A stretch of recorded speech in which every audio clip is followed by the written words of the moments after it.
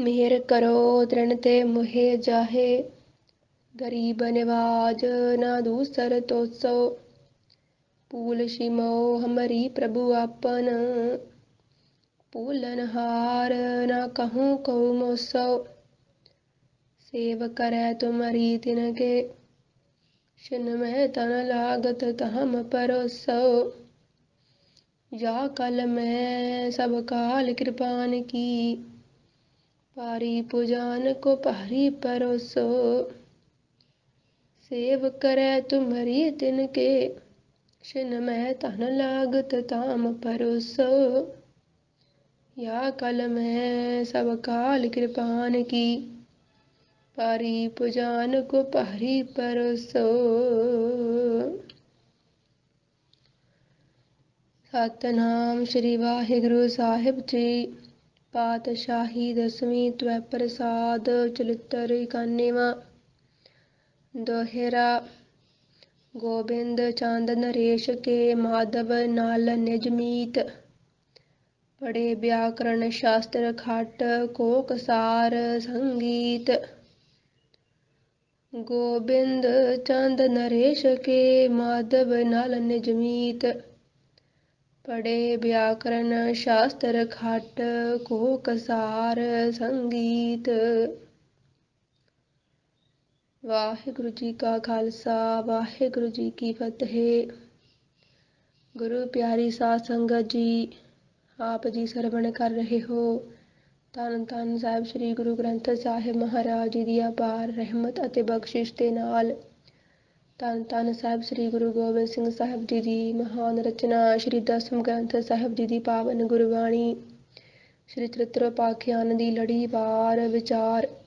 ਸੋ ਸਤਿਗੁਰੂ ਜੀ ਦੀ ਕਿਰਪਾ ਅਪਾਰ ਰਹਿਮਤ ਬਖਸ਼ਿਸ਼ ਦੇ ਨਾਲ ਜੋ ਕਿ 90 ਚਰਿਤ੍ਰ ਹਨ, ਵਿਚਾਰ ਸਹਿਤ ਹੋ ਚੁੱਕੇ ਨੇ। ਸੋ ਅੱਜ ਜੋ 91ਵਾਂ ਚਰਿਤ੍ਰ ਹੈ ਕਾਮ ਕੰਦਲਾ ਦਾ, ਉਸ ਦੀ ਵਿਚਾਰ ਸਤਿਗੁਰੂ ਜੀ ਦੀ ਕਿਰਪਾ ਨਾਲ ਕਰਨੀ ਹੈ।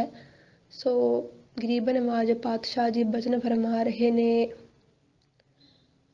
ਦੋਹਰਾ। ਗੋਬਿੰਦ ਚੰਦ ਨਰੇਸ਼ ਕੇ ਮਾਧਵ ਨਾਲ ਨਜਮੀਤ, ਪੜ੍ਹੇ ਵਿਆਕਰਨ ਸ਼ਾਸਤਰ ਖਟ ਕੋਕ ਸਾਰ ਸੰਗੀਤ। ਸਤਿਗੁਰੂ ਜੀ ਬਚਨ ਫਰਮਾਉਂਦੇ ਹਨ ਕਿ ਇੱਕ ਰਾਜਾ ਜਿਸ ਦਾ ਨਾਮ ਗੋਬਿੰਦ ਚੰਦ, ਉਹਦਾ ਇੱਕ ਮਿੱਤਰ ਸੀ ਜਿਸ ਦਾ ਨਾਮ ਸੀ ਮਾਧਵ ਨਲ। ਜੋ ਮਾਧਵ ਨਲ ਸੀ ਉਹ ਵਿਆਕਰਨ ਦੇ ਵਿੱਚ ਛੇ ਸ਼ਾਸਤਰ ਤੇ ਕੋਕ ਸ਼ਾਸਤਰ ਤੇ ਸੰਗੀਤ ਦਾ ਬਹੁਤ ਹੀ ਮਾਹਿਰ ਵਿਦਵਾਨ ਸੀ।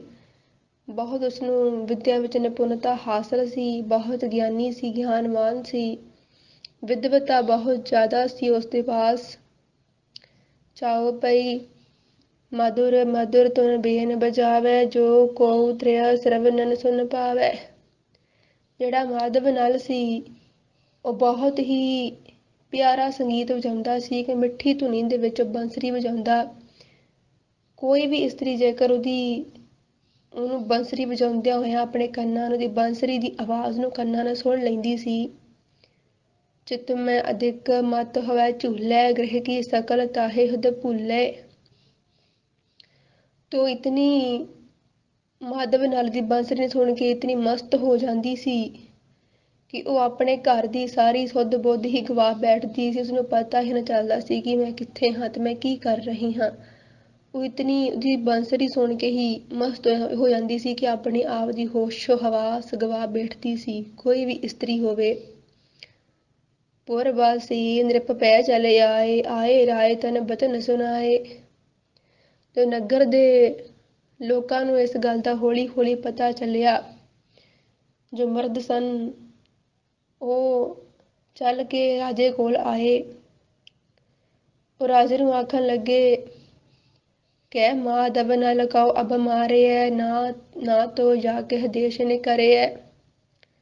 ਉਹ ਆਖਣ ਲੱਗੇ ਕਿ ਇਹ ਮਾਧਵ ਨਲ ਜਿਹੜਾ ਹੈ ਇਸ ਨਗਰ 'ਚ ਨਹੀਂ ਰਹਿਣਾ ਚਾਹੀਦਾ। ਇਹ ਰਾਜਨ ਸਾਡੇ ਸਾਰੇ ਵਸਨੀਕਾਂ ਦੀ, ਸਾਰੇ ਨਗਰ ਨਿਵਾਸੀਆਂ ਦੀ ਇਹ ਤੁਹਾਡੇ ਅੱਗੇ ਹੱਥ ਜੋੜ ਕੇ ਬੇਨਤੀ ਹੈ ਕਿ ਜਾਂ ਤਾਂ ਮਾਧਵ ਨਲ ਨੂੰ ਹੁਣੇ ਹੀ ਖਤਮ ਕਰ ਦਿਓ ਤੇ ਜਾਂ ਫਿਰ ਉਸਨੂੰ ਉਸ ਦੇਸ਼ ਵਿੱਚੋਂ ਨਿਕਾਲਾ ਦੇ ਦਿਓ। यह हमारी स्त्रीन के लेत चित बिरमाए, जो हम सबको काढ़िया तो यह रखिया राय। ਉਹ ਆਖਣ ਲੱਗੇ हे ਰਾਜਨ, ਕਿਉਂਕਿ ਇਹ ਐਸੀ ਬੰਸਰੀ ਵਜਾਉਂਦਾ ਹੈ ਜਿਸ ਨੂੰ ਸੁਣ ਕੇ ਇਹ ਸਾਡੀਆਂ ਇਸਤਰੀਆਂ ਚਿੱਤ ਨੂੰ ਚੁਰਾ ਲੈਂਦਾ ਏ। ਉਹਨਾਂ ਨੂੰ ਪਤਾ ਹੀ ਨਹੀਂ ਚੱਲਦਾ ਕਿ ਉਹ ਆਪਣਾ ਹੋਸ਼ੋ ਹਵਾਸ ਗਵਾ ਕੇ ਕੀ ਕਰ ਬੈਠਦੀਆਂ ਹਨ, ਤੇ ਇਸ ਕਰਕੇ ਜਾਂ ਤਾਂ ਇਸ ਨੂੰ ਆਪਣੇ ਨਗਰ 'ਚ ਰੱਖ ਲਵੋ ਤੇ ਜਾਂ ਫਿਰ ਸਾਨੂੰ ਇੱਥੋਂ ਬਾਹਰ ਕੱਢ ਦਿਓ, ਜਾਂ ਤਾਂ ਸਾਨੂੰ ਨਗਰ 'ਚ ਬਾਹਰ ਕੱਢ ਦਿਓ ਸਾਨੂੰ ਸਾਰਿਆਂ ਨੂੰ, ਤੇ ਇਸ ਮਾਧਵ ਨਾਲ ਨੂੰ ਰੱਖ ਲਓ, ਜਾਂ ਮਾਧਵ ਨਾਲ ਨੂੰ ਬਾਹਰ ਕੱਢੋ, ਸਾਰੇ ਨਗਰ ਦੇ ਵਸਨੀਕਾਂ ਨੂੰ ਰੱਖ ਲਵੋ। ਅਸੀਂ ਇਹਦੇ ਹੁੰਦਿਆਂ ਸਾਰਾ ਕੁਝ ਬਰਦਾਸ਼ਤ ਨਹੀਂ ਕਰ ਸਕਦੇ ਕਿ ਸਾਡੀਆਂ ਇਸਤਰੀਆਂ ਦੀ ਬੰਸਰੀ ਸੁਣ ਕੇ ਤੇ ਕਿਹੋ ਜਿਹੇ ਤਮਾਸ਼ੇ ਕਰਦੀਆਂ ਹਨ। ਚਾਉ ਪਈ ਤੋਰ ਰਾਵ ਤਬ ਜਲ ਜਮਗਾਏ, ਭਾਂਤ ਬਿਛੋਨਾ ਕੀ ਬਿਛਵਾਏ। ਰਾਜੇ ਨੇ ਕੀ ਕੀਤਾ ਕਿ ਇੱਕ ਆਪਣੇ ਆਦਮੀ ਨੂੰ ਭੇਜ ਕਰਕੇ ਕਵਲ ਫੁੱਲ ਦੇ ਪੱਤੇ ਮੰਗਵਾ ਲਏ ਹਨ। ਇੱਕ ਚਾਦਰ ਦੀ ਤਰ੍ਹਾਂ ਉਹ ਕਵਲ ਫੁੱਲ ਦੇ ਪੱਤੇ ਜਿਹੜੇ ਵਿਛਾ ਦਿੱਤੇ, ਤੇ ਉਹ ਸਾਰੇ ਕਵਲ ਦੇ ਪੱਤੇ ਜਿਹੜੇ ਸਨ, ਕਵਲ ਫੁੱਲ ਦੇ ਪੱਤੇ ਜਿਹੜੇ ਹੁੰਦੇ ਨੇ, ਉਹ ਇਵੇਂ ਕਰਕੇ ਸਾਰੀ ਥਾਂ ਤੇ ਵਿਛਾ ਦਿੱਤੇ ਮਾਨੋ ਜਿਵੇਂ ਚਾਦਰ ਵਿਛੀ ਹੋਵੇ। ਸਕਲ ਸਖੀ ਤੇ ਪਰ ਬੈਠਾਈ, ਭਾਂਤ ਭਾਂਤ ਕੀ ਪ੍ਰਭਾ ਬਣਾਈ। ਤੇ ਸਾਰੀਆਂ ਇਸਤਰੀਆਂ ਨੂੰ ਰਾਜੇ ਨੇ ਬੁਲਾ ਕਰਕੇ ਕਈ ਤਰ੍ਹਾਂ ਸਜਾਵਟ ਕਰਵਾ ਕੇ ਉਹਨਾਂ ਉੱਪਰ ਬਿਠਾ ਦਿੱਤਾ। ਮਾਧਵ ਨਲ ਕੋ ਬੋਲ ਪਠਾਇਸ, ਤਵਨ ਸਭਾ ਭੀਤਰ ਬੈਠਾਇਸ। ਤੇ ਉਧਰੋਂ ਇਸਤਰੀ ਨੂੰ ਬੁਲਾ ਕਰਕੇ ਫਿਰ ਮਾਧਵ ਨਲ ਨੂੰ ਵੀ ਸਭਾ ਦੇ ਵਿੱਚ ਬੁਲਾਇਆ। ਰੀਝ ਬਿਪਰ ਤਬ ਵੇਨ ਬਜਾਈ, ਸਭ ਇਸਤਰਨ ਕੇ ਚਿਤ ਸੋ ਭਾਈ। ਤਾਂ ਉਸ ਵੇਲੇ ਬ੍ਰਾਹਮਣ ਨੇ, ਮਾਧਵ ਨਲ ਬ੍ਰਾਹਮਣ ਨੇ ਇਹ ਵੇਖ ਕਰਕੇ ਸਾਹਮਣੇ ਇਸਤਰੀਆਂ ਬੈਠੀਆਂ ਹੋਈਆਂ ਨੇ, ਬੜੀ ਰੀਤ ਨਾਲ ਆ ਕੇ ਉਸਨੇ ਬੰਸਰੀ ਵਜਾਈ ਤੇ ਜਿਹੜੀ ਸਾਰੀਆਂ ਇਸਤਰੀਆਂ ਨੂੰ ਮੋਹਿਤ ਕਰ ਗਈ। ਦੋਹਰਾ ਸਭ ਅਬਲਾ ਮੋਹਿਤ ਭਈ, ਨਾਦ ਸ਼ਰਵਨ ਸੁਨ ਪਾਏ। ਤੇ ਉਹ ਐਸੇ ਮਨਮੋਹਕ ਸੰਗੀਤ ਨੂੰ ਸੁਣ ਕੇ ਸਾਰੇ ਇਸਤਰੀ ਜਿਹੜੀਆਂ ਸੀਗੀਆਂ ਮਾਧਵ ਨਲ ਦੇ ਉੱਤੇ ਮੋਹਿਤ ਹੋ ਗਈਆਂ। ਸਭ ਹਿਨ ਕੇ ਤਨ ਸੌ ਗਏ, ਕਮਲ ਪੱਤਰ ਲਪਟਾਏ। ਤੇ ਉਹ ਕਮਲ ਦੇ ਪੱਤਰ ਜਿਹੜੇ ਸੀਗੇ ਉਹ ਸਾਰੇ ਦੇ ਸਰੀਰ ਨਾਲ ਲਿਪਟ ਗਏ, ਭਾਵ ਕਿ ਸਾਰੇ ਦੇ ਸਿਰਾਂ ਉੱਪਰ ਕਮਲ ਦੇ ਫੁੱਲ ਜਿਹੜੇ ਸੀ, ਫੁੱਲ ਦੇ ਪੱਤੇ ਜਿਹੜੇ ਸਨ, ਉਹ ਸਾਰੇ ਇਸਤਰੀ ਸਰੀਰਾਂ ਨੂੰ ਚਿੰਬੜ ਗਏ। ਵੀ ਇਸ ਪ੍ਰਕਾਰ ਦੇ ਨਾਲ ਉਹਦੀ ਬੰਸਰੀ ਵਜਾਉਣ ਕਰਕੇ ਇਵੇਂ ਦਾ ਤਮਾਸ਼ਾ ਹੁੰਦਾ ਸੀ, ਇਵੇਂ ਦਾ ਕੌਤਕ ਹੁੰਦਾ ਸੀ। ਚਾਉ ਪਈ ਮਾਧਵ ਨਲ ਨੇ ਪਤੁਰਤ ਨਿਕਾਰਿਓ, ਵਿਪਰ ਜਾਨ ਜੈ ਤੈ ਨਹੀਂ ਮਾਰਿਓ। ਇਹ ਵੇਖ ਕਰਕੇ ਕਿ ਇਸਤਰੀਆਂ ਨੂੰ ਬੰਸਰੀ ਸੁਣ ਕਰਕੇ ਆਪਣੇ ਆਪ ਦੀ ਹੋਸ਼ ਨਹੀਂ ਰਹੀ ਤੇ ਉਹ ਕਿਵੇਂ ਦੇ ਤਮਾਸ਼ੇ ਕਰਨ ਲੱਗ ਪਈਆਂ, ਜੋ ਕਿ ਬਹੁਤ ਹੀ ਵੇਖਣ ਵਾਲੇ ਨੂੰ ਬਹੁਤ ਹੀ ਓਪਰਾ ਮਹਿਸੂਸ ਹੁੰਦੇ ਹਨ। ਤੇ ਇਸੇ ਕਰਕੇ ਹੀ ਜਿਹੜੇ ਨਗਰ ਦੇ ਵਸਨੀਕ ਰਹਿਣ ਵਾਲੇ ਲੋਕ ਹਨ, ਉਹ ਇਹਨਾਂ ਗੱਲਾਂ ਤੰਗ ਆ ਚੁੱਕੇ ਨੇ ਕਿ ਇਹ ਸਾਡੀ ਇਸਤਰੀਆਂ ਕੋਲ ਆ ਕੇ ਇਵੇਂ ਦੀ ਬੰਸਰੀ ਵਜਾਉਂਦਾ ਹੈ ਕਿ ਉਹਨਾਂ ਨੂੰ ਆਪਣੇ ਆਪ ਦਾ ਚੇਤਾ ਭੁੱਲ ਜਾਂਦਾ ਹੈ ਤੇ ਉਹ ਉਹਦੇ ਉੱਪਰ ਹੀ ਮੋਹਿਤ ਹੋ ਕੇ ਬੇਸ਼ਰਮੀ ਭਰੇ ਕਰਮ ਕਰਦੀਆਂ ਹਨ। ਇਸ ਕਰਕੇ ਰਾਜੇ ਨੇ ਆਪਣੀ ਅੱਖਾਂ ਨਾਲ ਸਾਰਾ ਕੁਝ ਵੇਖਿਆ ਤਾਂ ਉਹਨੇ ਤੁਰੰਤ ਹੀ ਮਾਧਵ ਨਲ ਨੂੰ ਆਪਣੇ ਦੇਸ਼ ਵਿੱਚੋਂ ਜਾਣ ਵਾਸਤੇ ਹੁਕਮ ਕਰ ਦਿੱਤਾ। ਪਰ ਬ੍ਰਾਹਮਣ ਜਾਣ ਕਰਕੇ ਕਿ ਬ੍ਰਾਹਮਣ ਕੁਲ ਦੇ ਵਿੱਚੋਂ ਹੈ ਤੇ ਉਸਨੂੰ ਮਾਰਿਆ ਨਹੀਂ, ਸਗੋਂ ਉਸਨੂੰ ਦੇਸ਼ ਵਿੱਚੋਂ ਨਿਕਾਲਾ ਦਿੱਤਾ ਹੈ ਕਿ ਤੂੰ ਸਾਡੇ ਦੇਸ਼ ਵਿੱਚੋਂ ਬਾਹਰ ਚਲਿਆ ਜਾ। ਕਾਮਾਵਤੀ ਨਗਰ ਚਲੇ ਆਇਓ, ਕਾਮ ਕੰਦਲਾ ਸੋਹਿਤ ਪਾਇਓ। ਫਿਰ ਉਹ ਜਿਹੜਾ ਉਹ ਮਾਧਵ ਨਲ ਸੀ ਉਹ ਚੱਲਦਾ ਹੋਇਆ ਕਾਮਾਵਤੀ ਨਾਂ ਦੇ ਨਗਰ 'ਚ ਪਹੁੰਚਿਆ। ਉੱਥੇ ਇੱਕ ਇਸਤਰੀ ਸੀ ਕਾਮ ਕੰਦਲਾ, ਜੋ ਵੇਸਵਾ ਸੀ। ਉਹਦੇ ਨਾਲ ਮਾਧਵ ਨਲ ਦਾ ਪ੍ਰੇਮ ਹੋ ਗਿਆ। ਦੋਹਰਾ ਕਾਮ ਸੈਨ ਰਾਜਾ ਜਹਾਂ ਤਹਿ ਦਿਜ ਪਹੁੰਚਿਓ ਜਾਏ। ਜਿਹੜਾ ਕਾਮਾਵਤੀ ਨਗਰ ਸੀ ਉੱਥੋਂ ਦਾ ਰਾਜਾ ਸੀ ਕਾਮ ਸੈਨ। ਜਿੱਥੇ ਉਹ ਰਾਜਾ ਰਹਿੰਦਾ ਸੀ ਉੱਥੇ ਬ੍ਰਾਹਮਣ ਵੀ ਆ ਪਹੁੰਚਿਆ। ਪ੍ਰਗਟ ਤੀਨ ਸੈ ਸਾਠ ਤ੍ਰਿਆ, ਨਾਚਤ ਜਹਾਂ ਬਣਾਏ। ਜਿਸ ਰਾਜੇ ਦੇ ਸਾਹਮਣੇ 360 ਇਸਤਰੀਆਂ ਨਾਚ ਕਰ ਰਹੀਆਂ ਸਨ।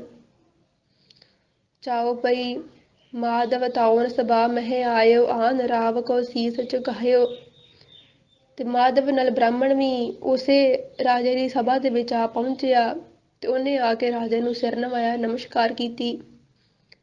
ਸੂਰਬੀਰ ਬੈਠੇ ਬਹੁ ਜਹਾਂ, ਨਾਚਤ ਕਾਮ ਕੰਦਲਾ ਤਹਾਂ। ਉੱਥੇ ਬਹੁਤ ਹੀ ਸੂਰਬੀਰ ਸੂਰਮੇ ਬੈਠੇ ਹੋਏ ਸੀ ਤੇ ਕਾਮ ਕੰਦਲਾ ਉੱਥੇ ਵੇਸਵਾ ਨਾਚ ਕਰਦੀ ਪਈ ਸੀ। ਦੋਹਰਾ ਚੰਦਨ ਕੀ ਤਨ ਕੰਚੁਕੀ ਕਾਮਾ ਕਸੀ ਬਣਾਏ। ਤੇ ਜਿਹੜੀ ਰਾਣੀ ਸੀ ਕਿ ਜਿਹੜੀ ਉਹ ਵੇਸਵਾ ਕਾਮ ਕੰਦਲਾ ਸੀ ਜੋ ਨਾਚ ਕਰਦੀ ਪਈ ਸੀ, ਕਿਉਂਕਿ ਉੱਥੇ ਵੀ ਮਾਧਵ ਨਾਲ ਜਿਹੜਾ ਸੀ ਜਾ ਕੇ ਤੇ ਆਪਣੀ ਬੰਸਰੀ ਵਜਾਉਣ ਲੱਗ ਪਿਆ ਤੇ ਉਹਦੀ ਬੰਸਰੀ ਤੋਂ ਹੀ ਮੋਹਿਤ ਹੋ ਕਰਕੇ ਸਾਰੀ ਇਸਤਰੀ ਜਿਹੜੀਆਂ ਸੀਗੀਆਂ ਉਹ ਬਹੁਤ ਹੀ ਉਹਦੇ ਉੱਪਰ ਮੋਹਿਤ ਹੋ ਕਰਕੇ ਬੰਸਰੀ ਉੱਤੇ ਮੋਹਿਤ ਹੋ ਕਰਕੇ ਸਗੋਂ ਹੋਰ ਨਾਚ ਕਰਨ ਲੱਗ ਪਈਆਂ।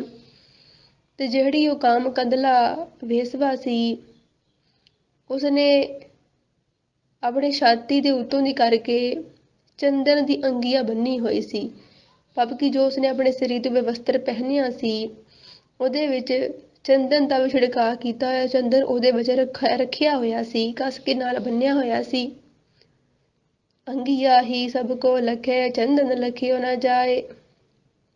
ਤੇ ਸਾਰਿਆਂ ਨੂੰ ਉਹ ਵੇਸਵਾ ਦੇ ਸਰੀਰ ਦੇ ਉੱਪਰ ਇੱਕ ਵਸਤਰ ਜਿਹਾ ਅੰਗੀਆ ਹੀ ਨਜ਼ਰ ਆਉਂਦੀ ਸੀ, ਪਰ ਉਹਦੇ ਵਿੱਚ ਬੱਝਾ ਹੋਇਆ ਚੰਦਨ ਜਿਹੜਾ ਸੀ ਉਹ ਕਿਸੇ ਨੂੰ ਦਿਖਾਈ ਨਹੀਂ ਪੈ ਰਿਹਾ ਸੀ ਕਿ ਉਸ ਅੰਗੀਆ ਦੇ ਵਿੱਚ ਚੰਦਨ ਵੀ ਰੱਖਿਆ ਹੋਇਆ ਹੈ।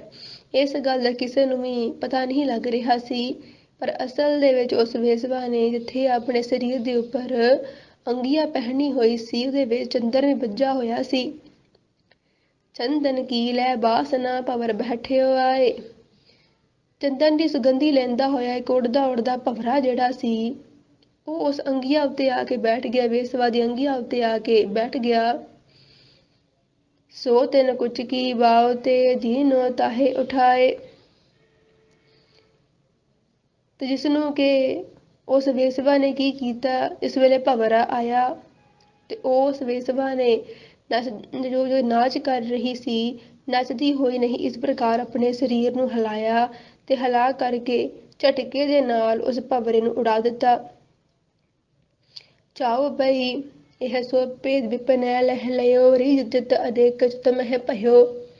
ਹੁਣ ਇਸ ਗੱਲ ਦਾ ਭੇਦ ਜਿੰਨੇ ਸਭਾ 'ਚ ਰਾਜਾ ਬੈਠਾ ਹੋਇਆ ਸੀ ਜਾਂ ਹੋਰ ਸੂਰਮੇ ਸੂਰਬੀਰ ਬੈਠੇ ਹੋਏ ਸੀ ਜੋ ਹਰਾ ਇਹ ਨਾਚ ਹੁੰਦਾ ਵੇਖ ਰਹੇ ਸੀ, ਕਿਸੇ ਨੂੰ ਵੀ ਇਸ ਗੱਲ ਦਾ ਪਤਾ ਨਾ ਚੱਲਿਆ ਕਿ ਇਸ ਵੇਸਵਾ ਦੇ ਕੋਲ ਭਵਰਾ ਆਇਆ ਹੈ, ਉਹ ਕਿਉਂ ਆਇਆ, ਇਹਦੇ ਅੰਗੀਆਂ ਵਿੱਚ ਕੀ ਖਾਸੀਅਤ ਹੈ, ਕਿਸੇ ਨੂੰ ਪਤਾ ਨਾ ਚੱਲ ਸਕਿਆ। ਪਰ ਜਿਹੜਾ ਉਹ ਬ੍ਰਾਹਮਣ ਸੀ ਮਾਧਵ ਨਾਲ ਉਹ ਆਪਣੀ ਵਿਦਵਤਾ ਕਰਕੇ ਜਾਣ ਗਿਆ ਕਿ ਇਸਨੇ ਆਪਣੀ ਅੰਗੀਆਂ ਦੇ ਵਿੱਚ ਚੰਦਨ ਵੀ ਰੱਖਿਆ ਹੋਇਆ ਸੀ ਤੇ ਇਸ ਕਰਕੇ ਉਹ ਇਹ ਵੇਖ ਕਰਕੇ ਬਹੁਤ ਹੀ ਖੁਸ਼ ਹੋ ਗਿਆ, ਬੜਾ ਪ੍ਰਸੰਨ ਹੋਇਆ, ਖੁਸ਼ ਹੋਇਆ।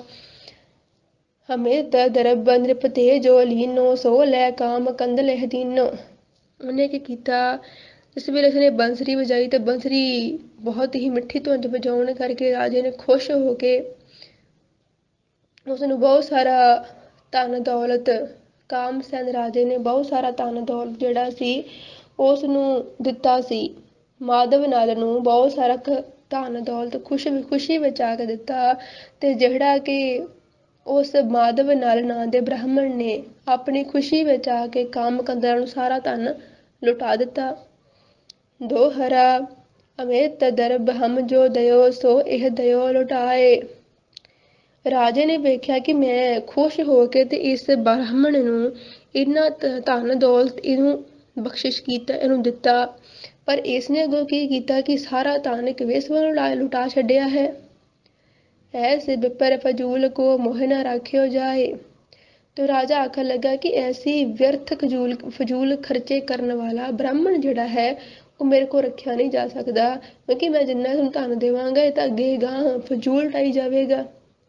पर इस गल का भेद उस राजा नूं भी नहीं पता सी भी किस कारण करके किस गल तो खुश हो के ते इस ब्राह्मण ने उस विसवा नूं धन दिता है, क्योंकि एक तो ਉਹਦੇ ਉੱਤੇ ਮੋਹਿਤ हो चुका सी ते एक ਉਹਦਾ नाच वेख करके ਉਹਦੀ खासियत वेख करके उसने खुश हो के ते उस काम कंदला नूं अपना सारा धन दिता सी। पर इस गल का भेद जिहड़ा सी ਉਹ राजा भी नहीं जानता सी ते ਉਹ आखन लगा कि ये तो फजूल खर्चियां करने वाला ब्राह्मण है, ये कोई ਇਹਨੂੰ ਇਹ ਨਹੀਂ ਕਿ ਆਪਾਂ ਇਹਨੂੰ ਦਾਨ ਕਰਾਂਗੇ ਸਾਨੂੰ ਕੋਈ ਦਾਨ ਲੱਗੇਗਾ, ਤਾਂ ਕੋਈ ਠੱਗ ਹੈ, ਠੱਗੀਆਂ ਮਾਰਨ ਵਾਲਾ ਹੈ, ਇਹ ਸਾਡੇ ਕੋਲ ਰੱਖਿਆ ਨਹੀਂ ਜਾਣਾ। ਇਹ ਸਾਨੂੰ ਆਪਣੇ ਰਾਜ ਭਾਗ ਦੇ ਵਿੱਚ ਬਿਲਕੁਲ ਵੀ ਨਹੀਂ ਚਾਹੀਦਾ। ਚਾਉ ਪਈ ਵਿਪਰ ਜਾਨ ਜਿය ਤੇ ਨਹਿ ਮਰੀਐ, ਇਹ ਪੁਰ ਤੇ ਤਿਹ ਤੁਰਤ ਨੇ ਕਰੀਐ। ਆਖਣ ਲੱਗਾ ਕਿ ਇਹਨੂੰ ਬ੍ਰਾਹਮਣ ਹੈ ਇਸ ਕਰਕੇ ਇਹਨੂੰ ਮਾਰਨਾ ਨਹੀਂ ਚਾਹੀਦਾ, ਪਰ ਤੁਰੰਤ ਹੀ ਇਸ ਨੂੰ ਆਪਣੇ ਨਗਰ ਦੇ ਵਿੱਚੋਂ ਦੇਸ਼ ਨਿਕਾਲਾ ਦੇ ਦੇਣਾ ਚਾਹੀਦਾ ਹੈ। ਜਾ ਕੇ ਦੁਰਿਓ ਧਾਮ ਲਹਿ ਲੀਜੈ, ਟੂਕ ਅਨੇਕ ਤਵਨ ਕੋ ਕੀਜੈ। ਤੇ ਰਾਜੇ ਨੇ ਇਹ ਵੀ ਹੁਕਮ ਕੀਤਾ ਕਿ ਨਗਰ ਦੇ ਵਿੱਚ ਕੋਈ ਵੀ ਇਨਸਾਨ ਇਸ ਨੂੰ ਰੱਖਣ ਦੀ ਖੇਚਲਾ ਨਾ ਕਰੇ। ਜੇਕਰ ਸਾਨੂੰ ਪਤਾ ਲੱਗ ਗਿਆ ਕਿ ਸਾਡੇ ਹੁਕਮ ਦੀ ਕਿਸੇ ਨੇ ਪਾਲਣਾ ਨਹੀਂ ਕੀਤੀ, ਸਗੋਂ ਆਪਣੇ ਘਰ ਦੇ ਵਿੱਚ ਇਸ ਬ੍ਰਾਹਮਣ ਨੂੰ ਰੱਖਿਆ ਹੈ, ਆਪਣਾ ਨਿਵਾਸ ਥਾਂ ਦਿੱਤਾ ਹੈ, ਤਾਂ ਉਹਦੇ ਵੀ ਟੋਟੇ ਟੋਟੇ ਕੀਤੇ ਜਾਣਗੇ। ਜਹ ਸਭ ਭੇਦ ਵਿਪਰ ਸੁਨ ਪਾਇਓ, ਚਲਿਓ ਕੰਮ ਮਾਗ ਰਹੇ ਆਇਓ। ਇਹ ਸਾਰੀ ਗੱਲ ਦਾ ਭੇਦ ਜਿਹੜਾ ਸੀ ਬ੍ਰਾਹਮਣ ਨੂੰ ਪਤਾ ਲੱਗ ਗਿਆ, ਤੇ ਚੱਲਦਾ ਚੱਲਦਾ ਹੋਇਆ ਆਖਰ ਸਾਰੇ ਨਗਰ ਨੂੰ ਛੱਡ ਛਡਾ ਕਰਕੇ ਉਸ ਕਾਮ ਕੰਦਲਾ ਇਸਤਰੀ ਦੇ ਘਰ ਵਿੱਚ ਆ ਗਿਆ। ਮੋਹ ਪਰ ਕੋਪ ਦੇਖ ਨ੍ਰਿਪ ਕੀਨੋ, ਤਹ ਹਿਤ ਹਮ ਤਿਹਾਰੋ ਚੀਨੋ। ਉਹ ਆ ਕੇ ਆਖਣ ਲੱਗਾ ਕਿ ਦੇਖੋ ਮੇਰੇ ਤੇ ਰਾਜਾ ਹੁਣ ਬਹੁਤ ਗੁੱਸੇ ਵਿੱਚ ਆ ਚੁੱਕਾ ਹੈ, ਇਸ ਲਈ ਹੁਣ ਮੈਂ ਤੁਹਾਡੇ ਘਰ ਦੇ ਵਿੱਚ ਆਇਆ ਕਿ ਮੈਨੂੰ ਕਿਸੇ ਨਗਰ ਦੇ ਵਿੱਚ ਕਿਸੇ ਹੋਰ ਦਾ ਆਪਣੇ ਘਰ ਨਿਵਾਸ ਦੇਣਾ ਨਹੀਂ, ਤੇ ਮੈਨੂੰ ਤੁਹਾਡੇ ਕੋਲੋਂ ਆਸ ਹੈ ਕਿ ਤੁਸੀਂ ਮੈਨੂੰ ਆਪਣੇ ਘਰ ਦੇ ਵਿੱਚ ਜ਼ਰੂਰ ਰੱਖ ਲਵੋਗੇ, ਮੈਨੂੰ ਬਚਾ ਲਵੋਗੇ। ਦੋਹਰਾ ਸੁਨਤ ਬਚਨ ਕਾਮਾ, ਤੁਰਤ ਦਿਜ ਗ੍ਰਹਿ ਲਿਓ ਦੁਰਾਏ। ਇਹ ਗੱਲ ਸੁਣ ਕੇ ਉਸ ਇਸਤਰੀ ਕਾਮ ਕੰਦਲਾ ਨੇ ਝੱਟ ਹੀ ਉਸ ਬ੍ਰਾਹਮਣ ਨੂੰ ਆਪਣੇ ਘਰ ਦੇ ਵਿੱਚ ਲੁਕਾ ਲਿਆ। ਰਾਜਾ ਕੀ ਨਿੰਦਿਆ ਕਰੀ, ਤਾਹੇ ਗ੍ਰਹਿ ਸੋ ਲਾਏ। ਤੇ ਕਾਮ ਕੰਦਲਾ ਉਸਨੇ ਵੀ ਬ੍ਰਾਹਮਣ ਨੂੰ ਆਪਣੇ ਕੰਠ ਦੇ ਨਾਲ ਲਾਇਆ ਤੇ ਰਾਜੇ ਦੀ ਬਹੁਤ ਹੀ ਨਿੰਦਿਆ ਕਰਨ ਲੱਗ ਪਈ, ਰਾਜੇ ਨੂੰ ਬਹੁਤ ਮਾੜਾ ਭਲਾ ਆਖਣ ਲੱਗ ਪਈ। ਕਾਮਾ ਬਾਚ ਚਾਉ ਪਈ ਤ੍ਰਿਗ ਇਹ ਰਾਏ, ਭੇਦ ਨਹੀਂ ਜਾਣਤ ਮੁਸੇ ਚਤੁਰਨ ਸੌ ਰਸ ਠਾਨਤ। ਉਹ ਕਾਮ ਕੰਦਲਾ ਨਾਂ ਦੀ ਇਸਤਰੀ ਆਖਣ ਲੱਗੀ, ਵੇਖੋ ਇਸ ਰਾਜੇ ਨੂੰ ਲਾਹਨਤ ਹੈ ਜਿਹੜਾ ਕਿ ਸੱਚ ਨਹੀਂ ਜਾਣਦਾ, ਤੇ ਤੁਹਾਡੇ ਜਿਹੇ ਵਿਦਵਾਨ ਮਨੁੱਖ ਦੇ ਨਾਲ ਵੇ ਕਿਵੇਂ ਈਰਖਾ ਕਰਦਾ ਹੈ। ਮਹਾਮੂੜ ਨ੍ਰਿਪ ਕੋ ਕਾ ਕਹੀਏ, ਜਾ ਪਾਪੀ ਕੇ ਦੇਸ਼ ਨ ਰਹੀਏ। ਉਹ ਆਖਣ ਲੱਗਾ ਕਿ ਅਜਿਹੇ ਉਹ ਕਾਮ ਕੰਦਲਾ ਇਸਤਰੀ ਆਖਣ ਲੱਗੀ, ਵੇਖੋ ਇਤਨਾ ਵੱਡਾ ਮੂਰਖ ਰਾਜਾ ਏ, ਇਸ ਨੂੰ ਹੁਣ ਕੀ ਆਖਿਆ ਜਾਵੇ, ਇਸ ਦੇ ਵਿਦਵਾਨਾਂ ਦਾ ਅਧਿਕਾਰ ਵੀ ਕਰਨਾ ਨਹੀਂ ਆਉਂਦਾ, ਤੁਹਾਡੇ ਵਰਗੇ ਵਿਦਵਾਨਾਂ ਨੂੰ ਦੇਸ਼ ਨਿਕਾਲੇ ਦੇ ਰਿਹਾ ਹੈ, ਇਸ ਨੂੰ ਕੁਝ ਪਤਾ ਨਹੀਂ ਚੱਲਦਾ, ਐਡਾ ਵੱਡਾ ਮੂਰਖ ਰਾਜਾ ਹੈ, ਦੱਸੋ ਇਸ ਨੂੰ ਕੀ ਸਮਝਾਇਆ ਜਾਵੇ। ਤੇ ਆਖਣ ਲੱਗੀ ਕਿ ਮੇਰਾ ਸੁਝਾਅ ਹੁਣ ਇਹ ਹੈ ਕਿ ਇਸ ਪਾਪੀ ਰਾਜੇ ਦੇਸ਼ 'ਚ ਨਹੀਂ ਰਹਿਣਾ ਚਾਹੀਦਾ, ਜਿਸ ਨੂੰ ਕਿ ਕਿਸੇ ਦੀ ਵਿਦਵਤਾ ਦੀ ਕੋਈ ਸਾਰ ਹੀ ਨਾ ਹੋਵੇ। ਦੋਹਰਾ ਚਲੋ ਤਾਂ ਏਕ ਹੈ ਮਗ ਚਲੋ, ਰਹੇ ਰਹਾਓ ਤੇ ਹਗਾਓ। ਉਹ ਕਾਮ ਕੰਦਲਾ ਵੀ ਆਖਣ ਲੱਗੀ ਕਿਉਂਕਿ ਹੁਣ ਉਹਦੇ ਉੱਪਰ ਵੀ ਉਸੇ ਦੀ ਵਿਦਵਤਾ ਦਾ ਅਸਰ ਹੋ ਚੁੱਕਾ, ਇਸ ਦੀ ਬਾਂਸੁਰੀ ਤੇ ਪਿਆਰ ਵਿੱਚ ਵੀ ਆਪਣਾ ਮਨ ਮੋਹਿਤ ਕਰ ਚੁੱਕੀ ਸੀ। ਉਹ ਆਖਣ ਲੱਗੀ ਮੈਂ ਤੁਹਾਡੇ ਰਸਤੇ ਉੱਪਰ ਚੱਲਾਂਗੀ, ਜਿੱਥੇ ਤੁਸੀਂ ਜਾਓਗੇ ਉੱਥੇ ਮੈਂ ਵੀ ਜਾਵਾਂਗੀ, ਜਿੱਥੇ ਤੁਸੀਂ ਰਹੋਗੇ ਮੈਂ ਵੀ ਉੱਥੇ ਰਹਾਂਗੀ। ਨੇਸ ਦਿਨ ਰਾਟੋ ਬਿਹੰਗ ਜਿਉ, ਮੀਤ ਤਿਹਾਰੋ ਨਾਉ। ਤੇ ਆਖਣ ਲੱਗੀ ਰਾਤ ਦਿਨ ਪੰਛੀ ਦੀ ਨਿਆਈ, ਤੋਤੇ ਦੀ ਨਿਆਈ ਮੈਂ ਵੀ ਤੁਹਾਡਾ ਨਾਮ ਰੱਟਦੀ ਰਹਾਂਗੀ, ਤੁਹਾਡੇ ਤੋਂ ਬਿਨਾਂ ਮੈਂ ਵੀ ਕਿਸੇ ਹੋਰ ਨੂੰ ਨਹੀਂ ਜਾਣਾਂਗੀ। ਬਿਰਹਬਾਨ ਮੋ ਤਨ ਗੱਡੇ, ਕਾਂ ਸੋ ਕਰੋ ਪੁਕਾਰ। ਆਖਣ ਲੱਗੀ ਵੇਖੋ ਹੁਣ ਮੇਰੇ ਦਿਲ ਵਿੱਚ ਤੁਹਾਡੇ ਵਿਛੋੜੇ ਦਾ ਤੀਰ ਵੱਜਿਆ ਹੈ, ਮੈਨੂੰ ਦੱਸੋ ਕਿਸ ਅੱਗੇ ਜਾ ਕੇ ਅਰਜ਼ੋਈ ਕਰਾਂ, ਕਿਸ ਨੂੰ ਆਪਣੇ ਦੁੱਖ ਦਰਦ ਦੀ ਪੁਕਾਰ ਕਰਾਂ। ਤਨਕ ਅਗਨ ਕੋ ਸਿਵ ਪਹੇ ਜਰੋ, ਸੰਭਾਰ ਸੰਭਾਰ। ਤੇ ਮੈਂ ਤੇ ਹੁਣ ਸਹਿਜੇ ਹੀ ਇਸ ਅੱਗ ਦੇ ਵਿੱਚ, ਵਿਛੋੜੇ ਦੀ ਅੱਗ ਦੇ ਵਿੱਚ ਸੜਦੀ ਜਾ ਰਹੀ ਹਾਂ, ਤੇ ਹੁਣ ਤੁਹਾਡੇ ਤੋਂ ਬਿਨਾਂ ਮੇਰੀ ਇਸ ਅੱਗ ਨੂੰ ਕੋਈ ਦੂਰ ਨਹੀਂ ਕਰ ਸਕਦਾ, ਮੇਰੇ ਵਿਛੋੜੇ ਨੂੰ ਕੋਈ ਦੂਰ ਨਹੀਂ ਕਰ ਸਕਦਾ, ਮੇਰੀ ਇਸ ਦੁੱਖ ਤਕਲੀਫ ਨੂੰ ਕੋਈ ਦੂਰ ਕਰ ਹੀ ਨਹੀਂ ਸਕਦਾ। ਆਦ ਸਖੀ ਮੈਂ ਇਉਂ ਸੁਣਿਓ, ਪਹੋ ਫਾਟਤ ਪਿਆ ਗਾਉਨ। ਤੇ ਉਹ ਕਾਮ ਕੰਦਲਾ ਜਿਹੜੀ ਹੀ ਆਖਣ ਲੱਗੀ ਕਿ ਮੈਂ ਸੁਣਿਆ ਹੈ ਕਿ ਦਿਨ ਚੜ੍ਹਦਿਆਂ ਹੀ ਤੁਸੀਂ ਇੱਥੋਂ ਚਲੇ ਜਾਵੋਗੇ, ਕਿਉਂਕਿ ਤੁਹਾਨੂੰ ਦੇਸ਼ ਨਿਕਾਲਾ ਜੋ ਮਿਲਿਆ ਹੈ, ਜੇਕਰ ਤੁਸੀਂ ਇੱਥੇ ਚਲੇ ਗਏ। ਪਾਹੋ ਹੀਰੇ ਝਗੜਾ ਪਰਿਓ, ਪਹਿਲੇ ਫਟ ਹੈ ਕੌਣ। ਤੇ ਇਸ ਕਰਕੇ ਇਹ ਸੋਚ ਕਰਕੇ ਜੇਕਰ ਤੁਸੀਂ ਸਵੇਰੇ ਚਲੇ ਗਏ, ਮੇਰੀ ਇਸ ਗੱਲ ਨੂੰ ਸੋਚ ਵਿਚਾਰ ਕਰਕੇ ਮੇਰੇ ਹਿਰਦੇ ਵਿੱਚ ਇਸ ਗੱਲ ਦਾ ਝਗੜਾ ਪੈ ਚੁੱਕਾ ਹੈ ਕਿ ਪਹਿਲਾਂ ਕੌਣ ਫੁੱਟੇਗਾ, ਕਿਉਂਕਿ ਜਾਂ ਸਵੇਰ ਚੜ੍ਹੇਗੀ ਤੇ ਜਾਂ ਫਿਰ ਸਵੇਰ ਚੜ੍ਹਨ ਤੋਂ ਪਹਿਲਾਂ ਮੇਰਾ ਹਿਰਦਾ ਜਿਹੜਾ ਹੈ ਤੁਹਾਡੇ ਵਿਛੋੜੇ 'ਚ ਵਿਝਿਆ ਗਿਆ ਹੈ, ਵਿੰਨਿਆ ਗਿਆ ਹੈ, ਜੋ ਤੁਹਾਡੇ ਬਿਨਾਂ ਰਹਿ ਨਹੀਂ ਸਕਦਾ। ਜਾਂ ਤੇ ਇਹ ਫਟ ਜਾਵੇਗਾ ਜਾਂ ਫਿਰ ਸਵੇਰ ਚੜ੍ਹੇਗੀ ਜਾਂ ਮੇਰਾ ਹਿਰਦਾ ਜਿਹੜਾ ਹੈ ਸਵੇਰ ਚੜ੍ਹਨ ਤੋਂ ਪਹਿਲਾਂ ਫਟ ਜਾਵੇਗਾ। ਕਹਿਣ ਤੋਂ ਭਾਵ ਜਾਂ ਤਾਂ ਤੁਸੀਂ ਮੇਰੇ ਕੋਲ ਰਹੋਗੇ ਤੇ ਜਾਂ ਫਿਰ ਮੈਂ ਤੁਹਾਡੇ ਤੋਂ ਬਿਨਾਂ ਕੁਝ ਕਰਕੇ ਮਰ ਖਪ ਜਾਵਾਂਗੀ। ਮਾਧਵ ਬਾਚ ਚਾਉ ਪਈ ਤੁਮ ਸੁਖ ਸੋ ਸੁੰਦਰ ਹਿਆ ਰਹੋ, ਹਮਕੋ ਬੇਗ ਬਿਧਾ ਮੁਖ ਕਹੋ। ਮਾਧਵ ਨਾਲੇ ਸੁਣ ਕੇ ਆਖਣ ਲੱਗਾ ਕਿ ਹੇ ਮੇਰੀ ਪਿਆਰੀ, ਵੇਖੋ ਤੁਸੀਂ ਇਹਦਾ ਸੁੱਖ ਦੇ ਨਾਲ ਇੱਥੇ ਰਹਿਣਾ ਕਰੋ। ਤੁਹਾਨੂੰ ਰਾਜੇ ਨੇ ਦੇਸ਼ ਨਿਕਾਲਾ ਨਹੀਂ ਦਿੱਤਾ, ਦੇਸ਼ ਨਿਕਾਲਾ ਮੈਨੂੰ ਹੋਇਆ ਹੈ। ਤੁਸੀਂ ਤਾਂ ਇੱਥੇ ਹੀ ਸੁੱਖ ਦੇ ਆਨੰਦ ਨਾਲ ਰਹੋ ਤੇ ਮੈਨੂੰ ਜਾਣ ਵਾਸਤੇ ਆਗਿਆ ਕਰੋ। ਹਮਰੋ ਕਛੂ ਤਾਪ ਨਹਿ ਕਰਿਓ, ਨਿਤ ਰਾਮ ਕੋ ਨਾਮ ਸੰਭਰਿਓ। ਤੇ ਤੁਹਾਡੀ ਕਿਸੇ ਪ੍ਰਕਾਰ ਦੀ ਕੋਈ ਚਿੰਤਾ ਨਾ ਕਰਨਾ ਤੇ ਦਿਨ ਰਾਤ ਉਸ ਰੱਬ ਦਾ ਨਾਮ ਜਪਦੇ ਰਹਿਣਾ, ਰਾਮ ਨਾਮ ਜਪਦੇ ਰਹਿਣਾ। ਦੋਹਰਾ ਸੁਨਤ ਬਚਨ ਕਾਮਾ ਤਬੈ ਭੂਮ ਪਰੀ ਮਰਛਾਏ। ਕਾਮ ਕੰਦਲਾ ਮਾਧਵ ਨਲ ਦੀ ਇਹ ਗੱਲ ਸੁਣ ਕੇ ਧਰਤੀ ਉੱਪਰ ਬੇਹੋਸ਼ ਹੋ ਕੇ ਡਿੱਗ ਪਈ। ਜਨ ਘਾਇਲ ਘਾਇਲ ਲੱਗੇ ਗਿਰੈ ਉਠੈ ਬਰਰਾਏ। ਉਹ ਇਵੇਂ ਬੇਹੋਸ਼ ਹੋ ਕੇ ਡਿੱਗੀ ਕਿ ਜਿਵੇਂ ਜ਼ਖਮੀ ਆਦਮੀ ਨੂੰ ਜ਼ਖਮ ਲੱਗੇ ਹੋਣ, ਜਿਵੇਂ ਜ਼ਖਮੀ ਆਦਮੀ ਫੱਟ ਖਾ ਕੇ ਡਿੱਗਦਾ ਹੈ ਤੇ ਫਿਰ ਉੱਠ ਕੇ ਬਰਲਾਉਂਦਾ ਹੈ, ਆਪਣੇ ਆਪ ਦੀ ਕੋਈ ਹੋਸ਼ ਨਹੀਂ ਰਹਿੰਦੀ। ਇਵੇਂ ਜਿਹੜੀ ਉਹ ਕਾਮ ਕੰਦਲਾ ਸੀ, ਮਾਧਵ ਨਾਥ ਦੀਆਂ ਗੱਲਾਂ ਸੁਣ ਕਰਕੇ ਦੇ ਵਿਛੋੜੇ ਵਿੱਚ ਇਉਂ ਜ਼ਖਮੀ ਹੋ ਕੇ ਡਿੱਗ ਪਈ ਹੈ। ਸੋਰਠਾ ਅਦਕ ਬਿਰਹ ਕੇ ਸੰਗ ਪੀਤ ਬਰਨ ਕਾਮਾ ਪਈ। ਤੇ ਉਹ ਕਾਮ ਕੰਦਲਾ ਇਸਤਰੀ ਮਾਧਵ ਨਲ ਦੇ ਵਿਛੋੜੇ ਵਿੱਚ ਉਹਦਾ ਸਰੀਰ ਦਾ ਰੰਗ, ਚਿਹਰੇ ਦਾ ਰੰਗ ਪੀਲੇਪਨ 'ਚ ਛਾ ਗਿਆ। ਭਾਵ ਚਿਹਰੇ ਤੇ ਪਿਲੱਤਣ ਛਾ ਗਈ, ਕਮਜ਼ੋਰੀ ਦੀ ਨਿਸ਼ਾਨੀ ਆ ਗਈ। ਰਕਤ ਨਾ ਰਹਿਓ ਅੰਗ ਚਲਿਓ ਮੀਤ ਚੁਰਾਏ ਚਿੱਤ। ਕਿਉਂਕਿ ਉਹਦਾ ਮਿੱਤਰ ਮਾਧਵ ਨਲ ਉਹਦੇ ਮਨ ਨੂੰ ਚੁਰਾ ਕੇ ਉਹਦੇ ਕੋਲ ਨਹੀਂ ਰਿਹਾ, ਸਗੋਂ ਉਹਨੂੰ ਛੱਡ ਕੇ ਜਾ ਰਿਹਾ ਸੀ। ਤੇ ਉਹਨੇ ਉਹਦੇ ਵਿਛੋੜੇ ਵਿੱਚ ਇਉਂ ਮਹਿਸੂਸ ਕੀਤਾ ਕਿ ਜਿਵੇਂ ਸਰੀਰ ਦੇ ਵਿੱਚ ਲਹੂ ਸਾਰਾ ਹੀ ਖਤਮ ਹੋ ਗਿਆ ਹੋਵੇ। ਦੋਹਰਾ ਟਾਂਕ ਤੋਲ ਤਨ ਨਾ ਰਹਿਓ, ਮਾਸਾ ਰਹਿਓ ਨ ਮਾਸ।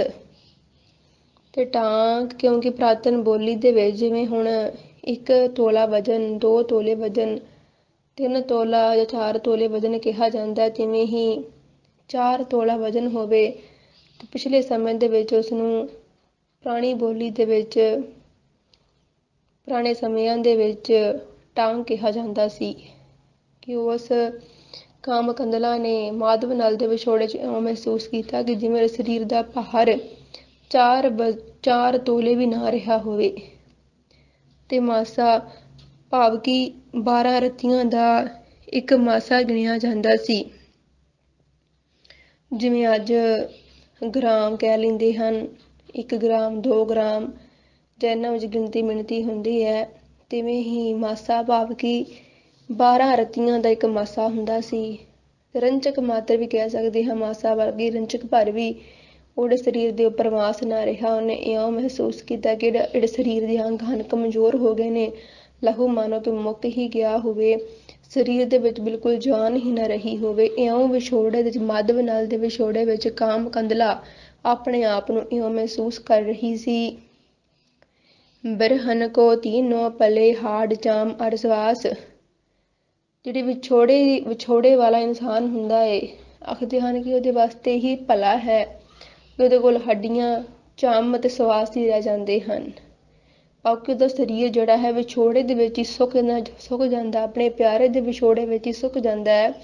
ਤੇ ਇਹੀ ਉਹਦਾ ਭਲਾ ਹੁੰਦਾ ਹੈ ਕਿ ਹੋਰ ਭਾਵੇਂ ਉਹਦੇ ਕੋਲ ਕੁਛ ਰਵੇ ਜਾਂ ਨਾ ਰਵੇ, ਪਰ ਹੱਡੀਆਂ, ਚੰਮ ਤੇ ਸਵਾਸ ਜ਼ਰੂਰ ਰਹਿ ਜਾਂਦੇ ਹਨ। ਆਤ ਕਾਮਾ ਲੋਟ ਧਰਨ ਮਾਧਵ ਨਲ ਕੇ ਹੇਤ। ਤੇ ਮਾਧਵ ਨਲ ਦੇ ਬੇਪ੍ਰੇਮ ਦੇ ਵਿੱਚ, ਵਿਛੋੜੇ ਦੇ ਵਿੱਚ ਉਹ ਧਰਤੀ ਦੇ ਉੱਪਰ ਲੇਟਣ ਲੱਗ ਪਈ। ਟੂਟੋ ਅਮਲ ਅਫੀਮੀ ਇਹ ਜਨ ਪਸਵਾਰੇ ਲੇਤ।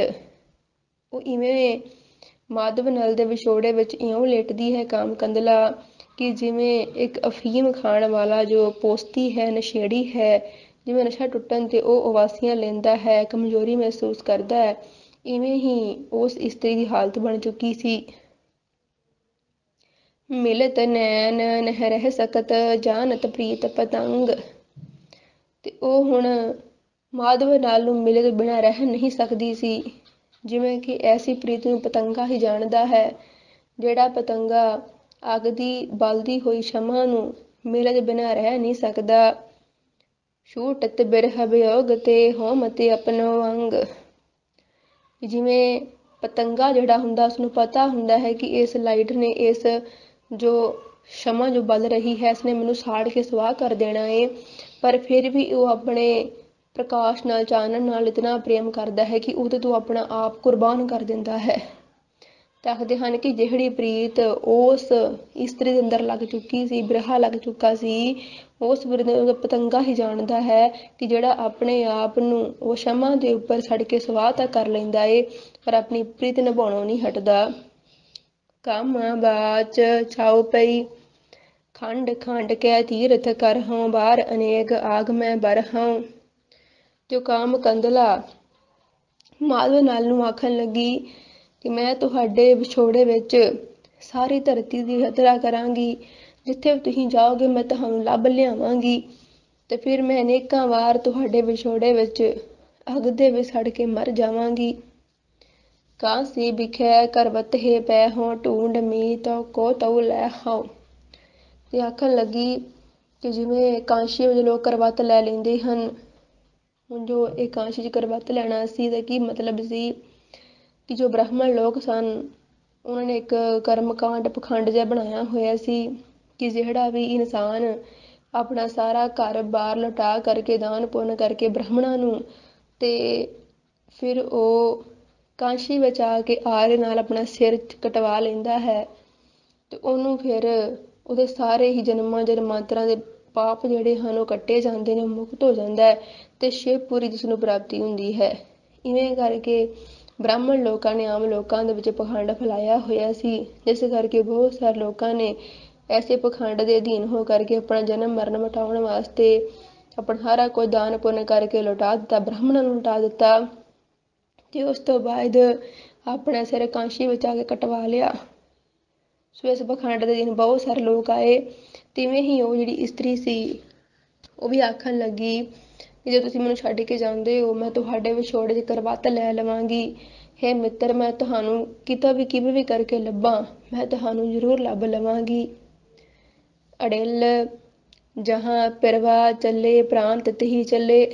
ਆਖਣ ਲੱਗੀ ਜਿੱਥੇ ਮੇਰਾ ਪਿਆਰਾ ਜਾਵੇਗਾ ਮੇਰੇ ਪ੍ਰਾਣ ਵੀ ਉਧਰ ਨੂੰ ਹੀ ਜਾਣਗੇ। ਸਕਲ ਸਿਥਲ ਭਏ ਅੰਗ, ਸੰਗ ਜੈ ਹੈ ਭਲੇ। ਤੇ ਆਖਣ ਲੱਗੀ ਮੇਰੇ ਸਾਰੇ ਸਰੀਰ ਦੇ ਅੰਗ ਕਮਜ਼ੋਰ ਹੋ ਗਏ ਨੇ ਤੁਹਾਡੇ ਵਿਛੋੜੇ ਕਾਰਨ। ਮਾਧਵ ਨਲ ਕੋ ਨਾਮ ਅੰਤਰ ਸੋ ਜਾਣਿਐ। ਆਖਣ ਲੱਗੀ ਹੈ ਮਾਧਵ ਨਲ ਤੁਹਾਡੇ ਨਾਮ ਦਾ ਐਸਾ ਮੰਤਰ ਹੈ,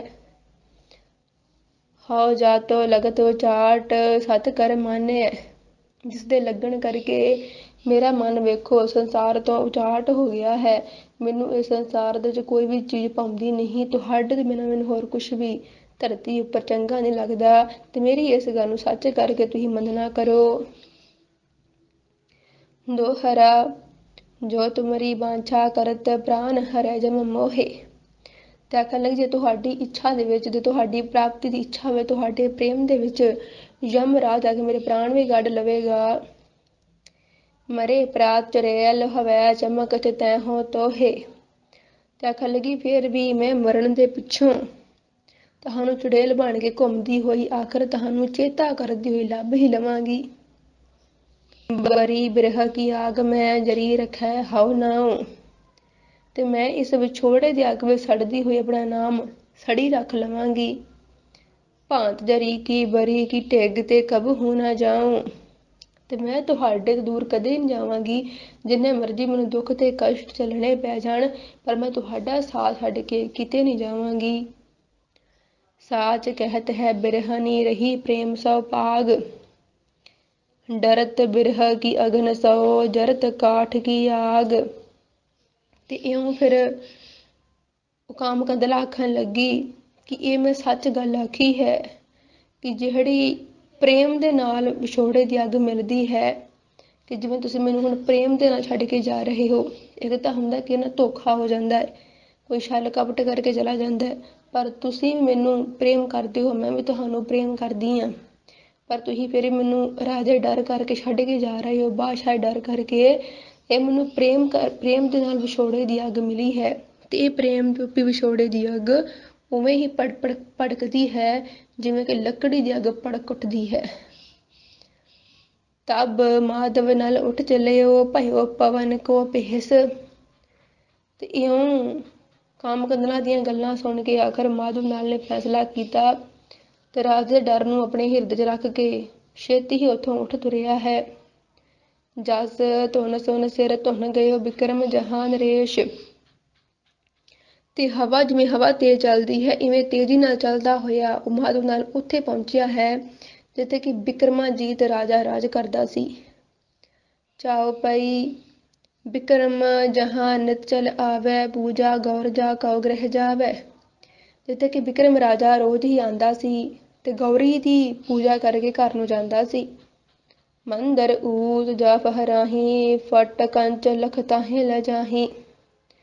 ਤੇ ਉਹ ਜਿਹੜੇ ਮੰਦਰ 'ਚ ਬਿਕਰਮਾਜੀਤ ਰਾਜਾ ਆਉਂਦਾ ਸੀ, ਉਸ ਮੰਦਰ ਦੇ ਉੱਚੇ ਉੱਚੇ ਝੰਡੇ ਲਹਿਲਹਾ ਰਹੇ ਸੀ ਤੇ ਉਹਦੀ ਸੁੰਦਰਤਾ ਨੂੰ ਵੇਖ ਕਰਕੇ, ਭਾਵ ਕਿ ਉਸ ਰਾਜ ਦੀ ਸੁੰਦਰਤਾ ਨੂੰ ਵੇਖ ਕਰਕੇ ਹਰ ਕੋਈ ਹੀ ਸ਼ਰਮਾ ਜਾਂਦਾ ਸੀ। ਦੋਹਰਾ ਤਹੀ ਠਾਉਰ ਮਾਧਵ ਗਇਓ, ਦੋਹਾ ਲਿਖਿਓ ਬਣਾਏ। ਤੇ ਉਸੇ ਥਾਂ ਤੇ ਮਾਧਵ ਨਲ ਵੀ ਪਹੁੰਚਿਆ ਜਿਸ ਮੰਦਰ ਦੇ ਵਿੱਚ ਬਿਕਰਮਾਜੀਤ ਰਾਜਾ ਆਉਂਦਾ ਸੀ ਰੋਜ਼ ਹੀ। ਉਸਨੇ ਵਿਚਾਰ ਕਰਕੇ ਇੱਕ ਦੋਹਰਾ ਲਿਖਿਆ, ਜਾਓ ਬਿਕਰਮ ਇਹ ਬਾਜ ਹੈ, ਹੋਇਆ ਹਉ ਮੋਰਿਆ ਪਾਏ। ਤੇ ਮਾਧਵ ਨਲ ਨੇ ਇਹ ਸੋਚ ਕਰਕੇ ਇੱਕ ਦੋਹਰਾ ਲਿਖ ਦਿੱਤਾ, ਇੱਕ ਵਿਚਾਰ ਲਿਖ ਦਿੱਤੀ ਮੰਦਰ ਦੀ ਕੰਧ ਉੱਤੇ। ਜਦੋਂ ਬਿਕਰਮ ਰਾਜਾ ਇਹਨੂੰ ਪੜ੍ਹੇਗਾ ਤਾਂ ਮੇਰਾ ਕੋਈ ਨਾ ਕੋਈ ਉਪਾਅ ਜ਼ਰੂਰ ਕਰੇਗਾ। ਜੇ ਨਰ ਰੋਗਨ ਸੌ ਗ੍ਰਸੇ, ਤਿਨ ਕੋ ਹੋ ਤਿਉ ਪਾਉ। ਉਹਨੇ ਲਿਖਿਆ ਕਿ ਜਿਹੜਾ ਆਦਮੀ ਹੋਵੇ ਰੋਗੀ, ਉਹਦਾ ਤਾਂ ਉਪਾਅ ਕੋਈ ਹੋ ਸਕਦਾ ਹੈ, ਕੋਈ ਉਪਰਾਲਾ ਹੋ ਸਕਦਾ ਉਹਨੂੰ ਬਚਾਉਣ ਵਾਸਤੇ। ਪਰ ਬਿਰਹ ਤਰਦੋਖਨ ਜੇ ਗ੍ਰਸੇ, ਤਿਨ ਕੋ ਕਛ ਨਾ ਬਚਾਓ। ਪਰ ਜਿਹੜਾ ਇਨਸਾਨ ਬਿਰਹਾ ਦਾ ਰੋਗੀ ਹੋਵੇ, ਬਿਰਹਾ ਦਾ ਮਾਰਿਆ ਹੋਵੇ, ਤੇ ਉਹਦਾ ਕੋਈ ਬਚਾਅ ਹੋ ਹੀ ਨਹੀਂ ਸਕਦਾ। ਚਾਉ ਪਈ ਬਿਕਰਮ ਸੈਨ ਤਹਾਂ ਚਲੇ ਆਇਓ, ਆਨ ਗੌਰ ਜਾ ਕਉ ਸਿਰ ਨਿਆਇਓ। ਜਿਹੜਾ ਬਿਕਰਮਾਸੈਨ ਰਾਜਾ ਸੀ, ਉਹ ਸੰਧਿਆ ਵੇਲੇ ਉੱਥੇ ਆਇਆ ਤੇ ਉਹਨੇ ਆ ਕੇ ਗੌਰੀ ਨੂੰ ਸੀਸ ਨਵਾਇਆ। ਬਾਂਝ ਦੋਹਰਾ ਕੋ ਚੱਕ ਰਹਿਓ, ਕੋ ਬਿਰਹੀ ਆਇਓ ਹਿਆਂ ਕਹਿਓ। ਦੋਹਰਾ ਪੜ੍ਹ ਕੇ ਉਹ ਹੈਰਾਨ ਹੋ ਗਿਆ, ਬਾਦਸ਼ਾਹ ਹੈਰਾਨ ਹੋ ਗਿਆ, ਆਖਣ ਲੱਗਾ ਕਿ ਇਹ ਵਿਚਾਰ ਜਿਸਨੇ ਲਿਖੀ ਹੈ ਕਿਸੇ ਬਿਰਹੀ ਨੇ ਲਿਖੀ ਜਾਪਦੀ ਹੈ ਕਿ ਸਾਡੇ ਨਗਰ ਵਿੱਚ ਕੋਈ ਬਿਰਹੀ ਆਇਆ ਹੋਇਆ ਹੈ। ਦੋਹਰਾ ਕੋ ਬਿਰਹੀ ਆਇਓ ਹਿਆਂ, ਤਾਂ ਕੋ ਲਿਹੋ ਬੁਲਾਏ। ਉਸਨੇ ਹੁਕਮ ਕਰ ਦਿੱਤਾ ਕਿ ਇੱਥੇ ਜਿਹੜਾ ਵੀ ਬਿਰਹੀ ਆਇਆ ਹੈ ਉਹਨੂੰ ਤੁਰੰਤ ਮੇਰੇ ਕੋਲ ਬੁਲਾ ਕੇ ਲਿਆਵੋ। ਜੋ ਵਹੁ ਕਹੈ ਸੋ ਹਉ ਕਰੂੰ, ਤਾ ਕੋ ਜੀਅਨ ਪਾਏ। ਤੇ ਰਾਜਾ ਆਖਣ ਲੱਗਾ ਕਿ ਉਹ ਆਪਣੇ ਜੀਵਤ ਰਹਿਣ ਵਾਸਤੇ ਮੈਨੂੰ ਜੋ ਵੀ ਕੁਝ ਕਰਨ ਲਈ ਆਖੇਗਾ, ਮੈਂ ਉਹਦੇ ਵਾਸਤੇ ਉਹ ਕੁਝ ਕਰਾਂਗਾ। ਚਾਉ ਪਈ ਬਿਕਰਮ ਮਾਧਵ ਬੋਲ ਪਠਾਇਓ, ਆਦਰ ਦੈ ਆਸਨ ਬੈਠਾਇਓ। ਬਿਕਰਮ ਨੇ ਮਾਧਵ ਨੂੰ ਕੋਲ ਬੁਲਾਇਆ ਤੇ ਹਤਕਾਰ ਦੇ ਕਰਕੇ ਆਪਣੇ ਆਸਣ ਤੇ ਬਿਠਾਇਆ। ਕਹਿਸ ਦਜਾਗਿਆ ਦੇਹੋ ਸਕਰਹੁ, ਪ੍ਰਾਨ ਨ ਲਗੇ ਹੇ ਤੋਹਿ ਲਰਹੁ।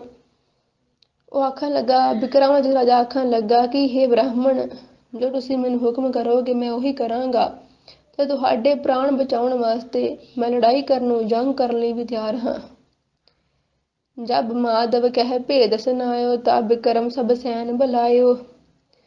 तो माधव ने अपनी सारी गल दसी काम कंदला वाली। तो बिक्रम ने की कीता, अपनी सारी सेना नूं बुला लिया। साजे शस्त्र कौस तन धारे, कामवती की ओर सधारे। ते ओ जिन्ने भी सूरमे सन जिहड़े बिक्रमादित्य राजे दे सन, सारे शस्त्र पहन करके, संजोवां नूं पहन करके कामावती देश वाल जाण वास्ते तैयार हो गए ने। सो रठा दूत पठायो एक, काम सैन नृप साओ कहे। सब तो पहला बिक्रमादित्य राजे ने अपनी सैना नूं नाल लैके जाण तो पहला एक अपना दूत भेजिया कि ओ काम सैन राजे नूं जाके ये गल आखे, काम कंदला एक दै सब देश उभारी है। ਕਿ ਉਹ ਜਾ ਕੇ ਕਾਮਸੈਨ ਰਾਜੇ ਨੂੰ ਆਖ ਦੇਵੇ ਕਿ ਕਾਮ ਕੰਦਲਾ ਦੇ ਕਰਕੇ ਆਪਣੇ ਦੇਸ਼ ਨੂੰ ਬਚਾ ਲਵੋ। ਜੇਕਰ ਕਾਮ ਕੰਦਲਾ ਨਹੀਂ ਦੇਵੋਗੇ ਤਾਂ ਤੁਹਾਡੇ ਦੇਸ਼ ਤੋਂ ਹਮਲਾ ਕਰਕੇ ਹਰ ਤਬਾਹੀ ਮਚਾ ਦੇਵਾਂਗੇ। ਚਾਹੋ ਪਈ ਕਾਮਵਤੀ ਭੀਤਰ ਦੂਤਾਇਓ, ਕਾਮਸੈਨ ਜੂ ਕੋ ਸਿਰ ਨੇ ਆਇਓ। ਤੇ ਕਾਮਸੈਨ ਰਾਜੇ ਨੂੰ ਉਹ ਸੁਨੇਹਾ ਦੇਣ ਵਾਸਤੇ ਕਾਮਵਤੀ ਦੇਸ਼ ਵੱਲ ਆਪਣੇ ਦੂਤ ਨੂੰ ਬਿਕਰਮਾਜੀਤ ਰਾਜੇ ਨੇ ਭੇਜਿਆ ਹੈ, ਤੇ ਜਿਸ ਨੇ ਕਿ ਕਾਮਸੈਨ ਰਾਜੇ ਨੂੰ ਆ ਕਰਕੇ ਸਿਰ ਨਵਾਇਆ। ਬਿਕਰਮ ਕਹਿਓ ਸੋ ਤਾਹੇ ਸੁਨਾਵਾ, ਜਿਕਰ ਰਾਵ ਕੋ ਦੁਖੀ ਉਪਜਾਵਾ। ਕਿ ਜੋ ਵੀ ਬਿਕਰਮ ਰਾਜੇ ਨੇ ਆਖਿਆ ਸੀ ਉਹ ਦੂਤ ਨੇ ਕਹਿ ਕੇ ਰਾਜੇ ਨੂੰ ਸੁਣਾਇਆ, ਜਿਸ ਨੂੰ ਸੁਣ ਕੇ ਰਾਜਾ ਵੀ ਮਨ 'ਚ ਬਹੁਤ ਦੁਖੀ ਹੋ ਗਿਆ। ਦੋਹਰਾ ਨਿਸਸ ਚੜੇ ਦਿਨ ਕੇ ਪਹੇ, ਨਿਸਰਵ ਕਰਹਿ ਉਦੋਤ। ਪਰ ਰਾਜਾ ਆਖਣ ਲੱਗਾ ਕਿ ਦਿਨ ਨੂੰ ਭਾਵੇਂ ਚੰਦ ਚੜ ਜਾਵੇ, ਰਾਤ ਨੂੰ ਭਾਵੇਂ ਸੂਰਜ ਨਿਕਲ ਆਵੇ, ਪਰ ਜਿਹੜਾ ਕਦੇ ਹੋ ਨਹੀਂ ਸਕਦਾ। ਪਰ ਜੇਕਰ ਇਹ ਵੀ ਕੰਮ ਹੋ ਜਾਵੇ, ਪਰ ਕਾਮ ਕੰਦਲਾ ਕੋ ਦੇਬ ਤਉ ਨ ਹਮ ਤੇ ਹੋਤ। ਪਰ ਕਾਮ ਕੰਦਲਾ ਨੂੰ ਇਉਂ ਦੇਣਾ ਇਹ ਮੇਰੇ ਵਾਸਤੇ ਕੋਈ ਸੌਖੀ ਗੱਲ ਨਹੀਂ ਹੈ, ਮੈਂ ਇਵੇਂ ਨਹੀਂ ਕਰ ਸਕਦਾ। ਤੇ ਕਿਉਂ ਪਤਾ ਨਹੀਂ ਕੀ ਗੱਲ ਹੋਈ ਹੈ ਕਿ ਬਿਕਰਮਾਜੀਤ ਰਾਜੇ ਨੇ ਕਿਉਂ ਮੇਰੇ ਕੋਲੋਂ ਇਉਂ ਕਾਮ ਕੰਦਲਾ ਮੰਗ ਲਈ ਹੈ। ਇਹ ਸੋਚ ਕੇ ਰਾਜਾ ਹੁਣ ਬਹੁਤ ਦੁਖੀ ਹੋ ਗਿਆ। ਦੂਤੋ ਬਾਚ ਭੁਜੰਗ ਛੰਦ, ਸੁਨੋ ਰਾਜ ਕਿਆ ਨਾਰ ਕਾਮਾ ਬਚਾਰੀ। ਉਹ ਦੂਤ ਆਖਣ ਲੱਗਾ, ਹੇ ਰਾਜਨ ਸੁਣੋ, ਇਹ ਕਾਮ ਕੰਦਲਾ ਇਸਤਰੀ ਕਿਹੜੀ ਏਡੀ ਵੱਡੀ ਦੁਰਲੱਭ ਹੈ। ਕਹਾਂ ਗਾਂਠ ਬਾਦੀ ਤੁਮੋ ਜਾਨ ਪਿਆਰੀ। ਤੇ ਕਿਉਂ ਤੁਸੀਂ ਆਪਣੀ ਪ੍ਰਾਣਾਂ ਤੋਂ ਮੈਨੂੰ ਪਿਆਰੀ ਸਮਝ ਕਰਕੇ ਆਪਣੇ ਪ੍ਰਾਣਾਂ ਦੀ ਤੁਹਾਨੂੰ ਪਰਵਾਹ ਨਹੀਂ ਹੈ, ਤੇ ਕਿਉਂ ਇਹਨੂੰ ਇੰਨੀ ਗੰਢ ਬਣ ਕੇ ਰੱਖਿਆ ਹੋਇਆ, ਇੰਨੀ ਪਿਆਰੀ ਸਮਝ ਕੇ ਰੱਖਿਆ ਹੋਇਆ ਆਪਣੇ ਕੋਲ। ਕਹੀ ਮਾਨ ਮੇਰੀ ਕਹਾ ਨਾਹੇ ਭਾਖੋ। ਇਸ ਕਰਕੇ ਇਹ ਰਾਜਨ ਮੇਰੀ ਗੱਲ ਮੰਨੋ, ਜੋ ਤੁਹਾਡੇ ਮਹਾਰਾਜ ਦਾ ਹੁਕਮ ਹੈ ਉਸਨੂੰ ਚੁੱਪ ਕਰਕੇ ਮੰਨ ਲਵੋ। ਇਹਨਾਂ ਦੇ ਮਿਲੋ ਤਾਹੇ ਕਉ ਗਰਭ ਰੱਖੋ। ਤੇ ਇਉਂ ਕਰੋ, ਕਾਮ ਕੰਦਲਾ ਸਾਨੂੰ ਦੇ ਦਿਓ ਤੇ ਸਾਡੇ ਰਾਜੇ ਦਾ ਮਾਣ ਤਾਣ ਰੱਖ ਲਵੋ। ਹਠੀ ਹੈ ਹਮਾਰੀ ਸੋ ਤੁਮ ਹੂੰ ਪਛਾਨੋ, ਦਿਸਾ ਚਾਰ ਜਾਕੀ ਸਦਾ ਲੋਹ ਮਾਨੋ। ਤੇ ਇਉਂ ਸਮਝ ਲਓ ਕਿ ਇਹ ਸਾਡਾ ਹੱਠ ਹੈ, ਤੇ ਤੁਸੀਂ ਇਹਨੂੰ ਚਾਰੇ ਪਾਸੇ ਸਮਝ ਲਵੋ ਕਿ ਅਸੀਂ ਇਸ ਇਸਤਰੀ ਨੂੰ ਪ੍ਰਾਪਤ ਕਰਨ ਵਾਸਤੇ, ਲੈਣ ਵਾਸਤੇ ਕੁਝ ਵੀ, ਸਾਡਾ ਰਾਜਾ ਜਿਹੜਾ ਹੈ, ਸਾਡਾ ਮਹਾਰਾਜਾ ਬਿਕਰਮਾਜੀਤ ਜਿਹੜਾ ਹੈ, ਉਹ ਇਸ ਇਸਤਰੀ ਨੂੰ ਲੈਣ ਵਾਸਤੇ ਕੁਝ ਵੀ ਕਰ ਸਕਦਾ ਹੈ। ਤੁਹਾਨੂੰ ਪਤਾ ਹੈ ਕਿ ਸਾਡੇ ਮਹਾਰਾਜੇ ਦਾ ਲੋਹਾ ਚਾਰੇ ਪਾਸੇ ਮੰਨਿਆ ਜਾਂਦਾ ਹੈ। ਬਲੀ ਦੇਵ ਆਦੇਵ ਜਾਕੋ ਬਖਾਨੈ, ਕਹਾਂ ਰੋਕ ਤੂੰ ਤੌਨ ਸੋਧ ਠਾਨੈ। ਆਖਣ ਲੱਗਾ, ਦੇਵਤੇ ਰਾਖਸ਼ ਸਾਰੇ ਬਲੀ ਸਾਡੇ ਰਾਜੇ ਨੂੰ ਜਾਣਦੇ ਨੇ ਕਿ ਤੁਸੀਂ ਕਿਸ ਦੇ ਬਲ ਤੇ ਉਸ ਰਾਜੇ ਨਾਲ ਯੁੱਧ ਕਰਨਾ ਚਾਹੁੰਦੇ ਹੋ, ਤੇ ਕਿਉਂ ਕਰਨਾ ਚਾਹੁੰਦੇ ਹੋ, ਵੀ ਕਿ ਇਸਤਰੀ ਦੇ ਵਾਸਤੇ। ਤੇ ਇਸਤਰੀ ਕਿਹੜਾ ਕੋਈ ਦੁਰਲੱਭ ਚੀਜ਼ ਹੈ। ਇਸ ਕਰਕੇ ਸਿਆਣਪ ਨਾਲ ਗੱਲ ਨੂੰ ਸਮਝ ਲਵੋ ਤੇ ਚੁੱਪਚਾਪ ਉਹ ਇਸਤਰੀ ਸਾਡੇ ਹਵਾਲੇ ਕਰ ਦਿਓ। ਬੱਜੀ ਧੁੰਦ ਪੀ ਦੀਹ ਦਰਬਾਰ ਭਾਰੇ, ਜਬੈ ਦੂਤ ਕਟੂ ਬਹਿਨ ਐਸੇ ਉਚਾਰੇ। ਜਦ ਇਸ ਪ੍ਰਕਾਰ ਦੂਤ ਨੇ ਕੌੜੇ ਬਚਨ ਆਖੇ ਤਾਂ ਉਹਦੇ ਦਰਬਾਰ ਦੇ, ਭਾਵ ਕਿ ਉਸ ਬਾਦਸ਼ਾਹ ਦੇ ਦਰਬਾਰ ਦੇ ਵਿੱਚ, ਰਾਜੇ ਦੇ ਦਰਬਾਰ ਵਿੱਚ, ਕਾਮਸੈਨ ਰਾਜੇ ਦੇ ਦਰਬਾਰ ਵਿੱਚ ਭਾਰੀ ਨਗਾਰੇ ਵੱਜ ਉੱਠੇ। ਹਠਿਓ ਬੀਰ ਹਾਠੋ ਕਹੇ ਯੁੱਧ ਮੰਡੋ, ਕਹਾ ਬਿਕਰਮਾ ਕਾਲ ਕੋ ਖੰਡ ਖੰਡੋ। ਤੇ ਉਹ ਜੋ ਸੂਰਬੀਰ ਰਾਜਾ ਸੀ ਕਾਮਸੈਨ, ਉਹ ਆਖਣ ਲੱਗਾ ਕਿ ਜੇ ਇਵੇਂ ਦੀ ਗੱਲ ਹੈ ਤੇ ਅਸੀਂ ਯੁੱਧ ਹੀ ਕਰਾਂਗੇ ਤੇ ਬਿਕਰਮ ਦੇ ਯੁੱਧ ਮੈਦਾਨ ਦੇ ਵਿੱਚ ਟੋਟੇ ਟੋਟੇ ਕਰ ਸੁੱਟਾਂਗੇ। ਚੜਿਓ ਲੈ ਅਨੀਕੋ ਬਲੀ ਬੀਰ ਭਾਰੇ, ਖੰਡੇਲੇ ਬਗੇਲੇ ਤੰਧੇਰੇ ਪਵਾਰੇ। ਤੇ ਆਖਿਰ ਜਿਹੜਾ ਉਹ ਰਾਜਾ ਸੀ ਕਾਮਸੈਨ, ਵੱਡੇ ਵੱਡੇ ਮਹਾਬਲੀ ਯੋਧਿਆਂ ਨੂੰ, ਖੰਡੇਲੇ ਭਾਵ ਜੋ ਨਾ ਕੱਟੇ ਜਾਣ ਵਾਲੇ, ਬਘੇਲੇ ਸੂਰ ਬਹੁਤ ਹੀ ਬਲ ਵਾਲੇ ਤਾਕਤਵਰ ਸੂਰਮੇ ਨੂੰ ਲੈ ਕਰਕੇ ਤੇ ਵੱਡੀ ਸੈਨਾ ਦੇ ਸਮੇਤ ਯੁੱਧ ਕਰਨ ਵਾਸਤੇ ਤੁਰਿਆ ਹੈ। ਰਾਹਰ ਵਾਰ ਚਹਾਉਨ ਗਹਲੋਤ ਦੌਰੈ, ਮਹਾਜੰਗ ਜੋਧਾ ਜਿਤੇ ਨਾਹੇ ਔਰੈ। ਤੇ ਉਹਦੀ ਸੈਨਾ ਵਿੱਚ ਰਾਹਿਰਵਾਰ, ਚੌਹਾਨ, ਗਹਿਲੋਤ, ਇਹਨਾਂ ਦੇ ਨਾਂ ਦੀਆਂ ਵੱਡੀਆਂ ਵੱਡੀਆਂ ਜੰਗਾਂ ਦੇ ਵਿੱਚ ਜੋ ਅਜਿੱਤ ਸੂਰਮੇ ਸਨ, ਜਿਹੜੇ ਇਹਨਾਂ ਜੰਗਾਂ ਦੇ ਵਿੱਚ ਵੀ ਜਿੱਤ ਨਹੀਂ ਪ੍ਰਾਪਤ ਕਰ ਸਕੇ, ਜਿੱਤੇ ਨਹੀਂ ਜਾ ਸਕੇ ਸਨ, ਉਹ ਐਸੇ ਸੂਰਮੇ ਦੀ ਗਿਣਤੀ ਆਪਣੀ ਸੈਨਾ ਵਿੱਚ ਲੈ ਕਰਕੇ ਕਾਮਸੈਨ ਰਾਜਾ ਬਿਕਰਮਾਜੀਤ ਰਾਜੇ ਨਾਲ ਯੁੱਧ ਕਰਨ ਵਾਸਤੇ ਤੁਰਿਆ ਹੈ। ਸੁਣਿਓ ਬਿਕਰਮਾ ਵੀਰ ਸਭ ਹੀ ਬੁਲਾਏ, ਠੱਟੇ ਠਾਠ ਗਾੜੇ ਚੱਲੇ ਖੇਤ ਆਏ। ਤੇ ਇਧਰ ਬਿਕਰਮਾਸੈਨ ਰਾਜੇ ਨੇ ਵੀ ਜਦ ਸੁਣਿਆ ਕਿ ਕਾਮਸੈਨ ਰਾਜਾ ਯੁੱਧ ਕਰਨ ਵਾਸਤੇ ਆਇਆ ਹੈ ਤਾਂ ਉਹਨੇ ਵੀ ਆਪਣੇ ਸਾਰੇ ਸੂਰਮਿਆਂ ਨੂੰ ਬੁਲਾਇਆ ਤੇ ਜੋ ਰਣ ਭੂਮੀ ਦੇ ਵਿੱਚ ਆ ਨਿਤਰੇ ਹਨ। ਦੁਹੂੰ ਔਰ ਤੇ ਸੂਰ ਸੈਨਾ ਉਮੰਗੈ, ਮਿਲੈ ਜਾਏ ਜਮੁਨਾ ਮਨੋ ਧਾਹੇ ਗੰਗੈ।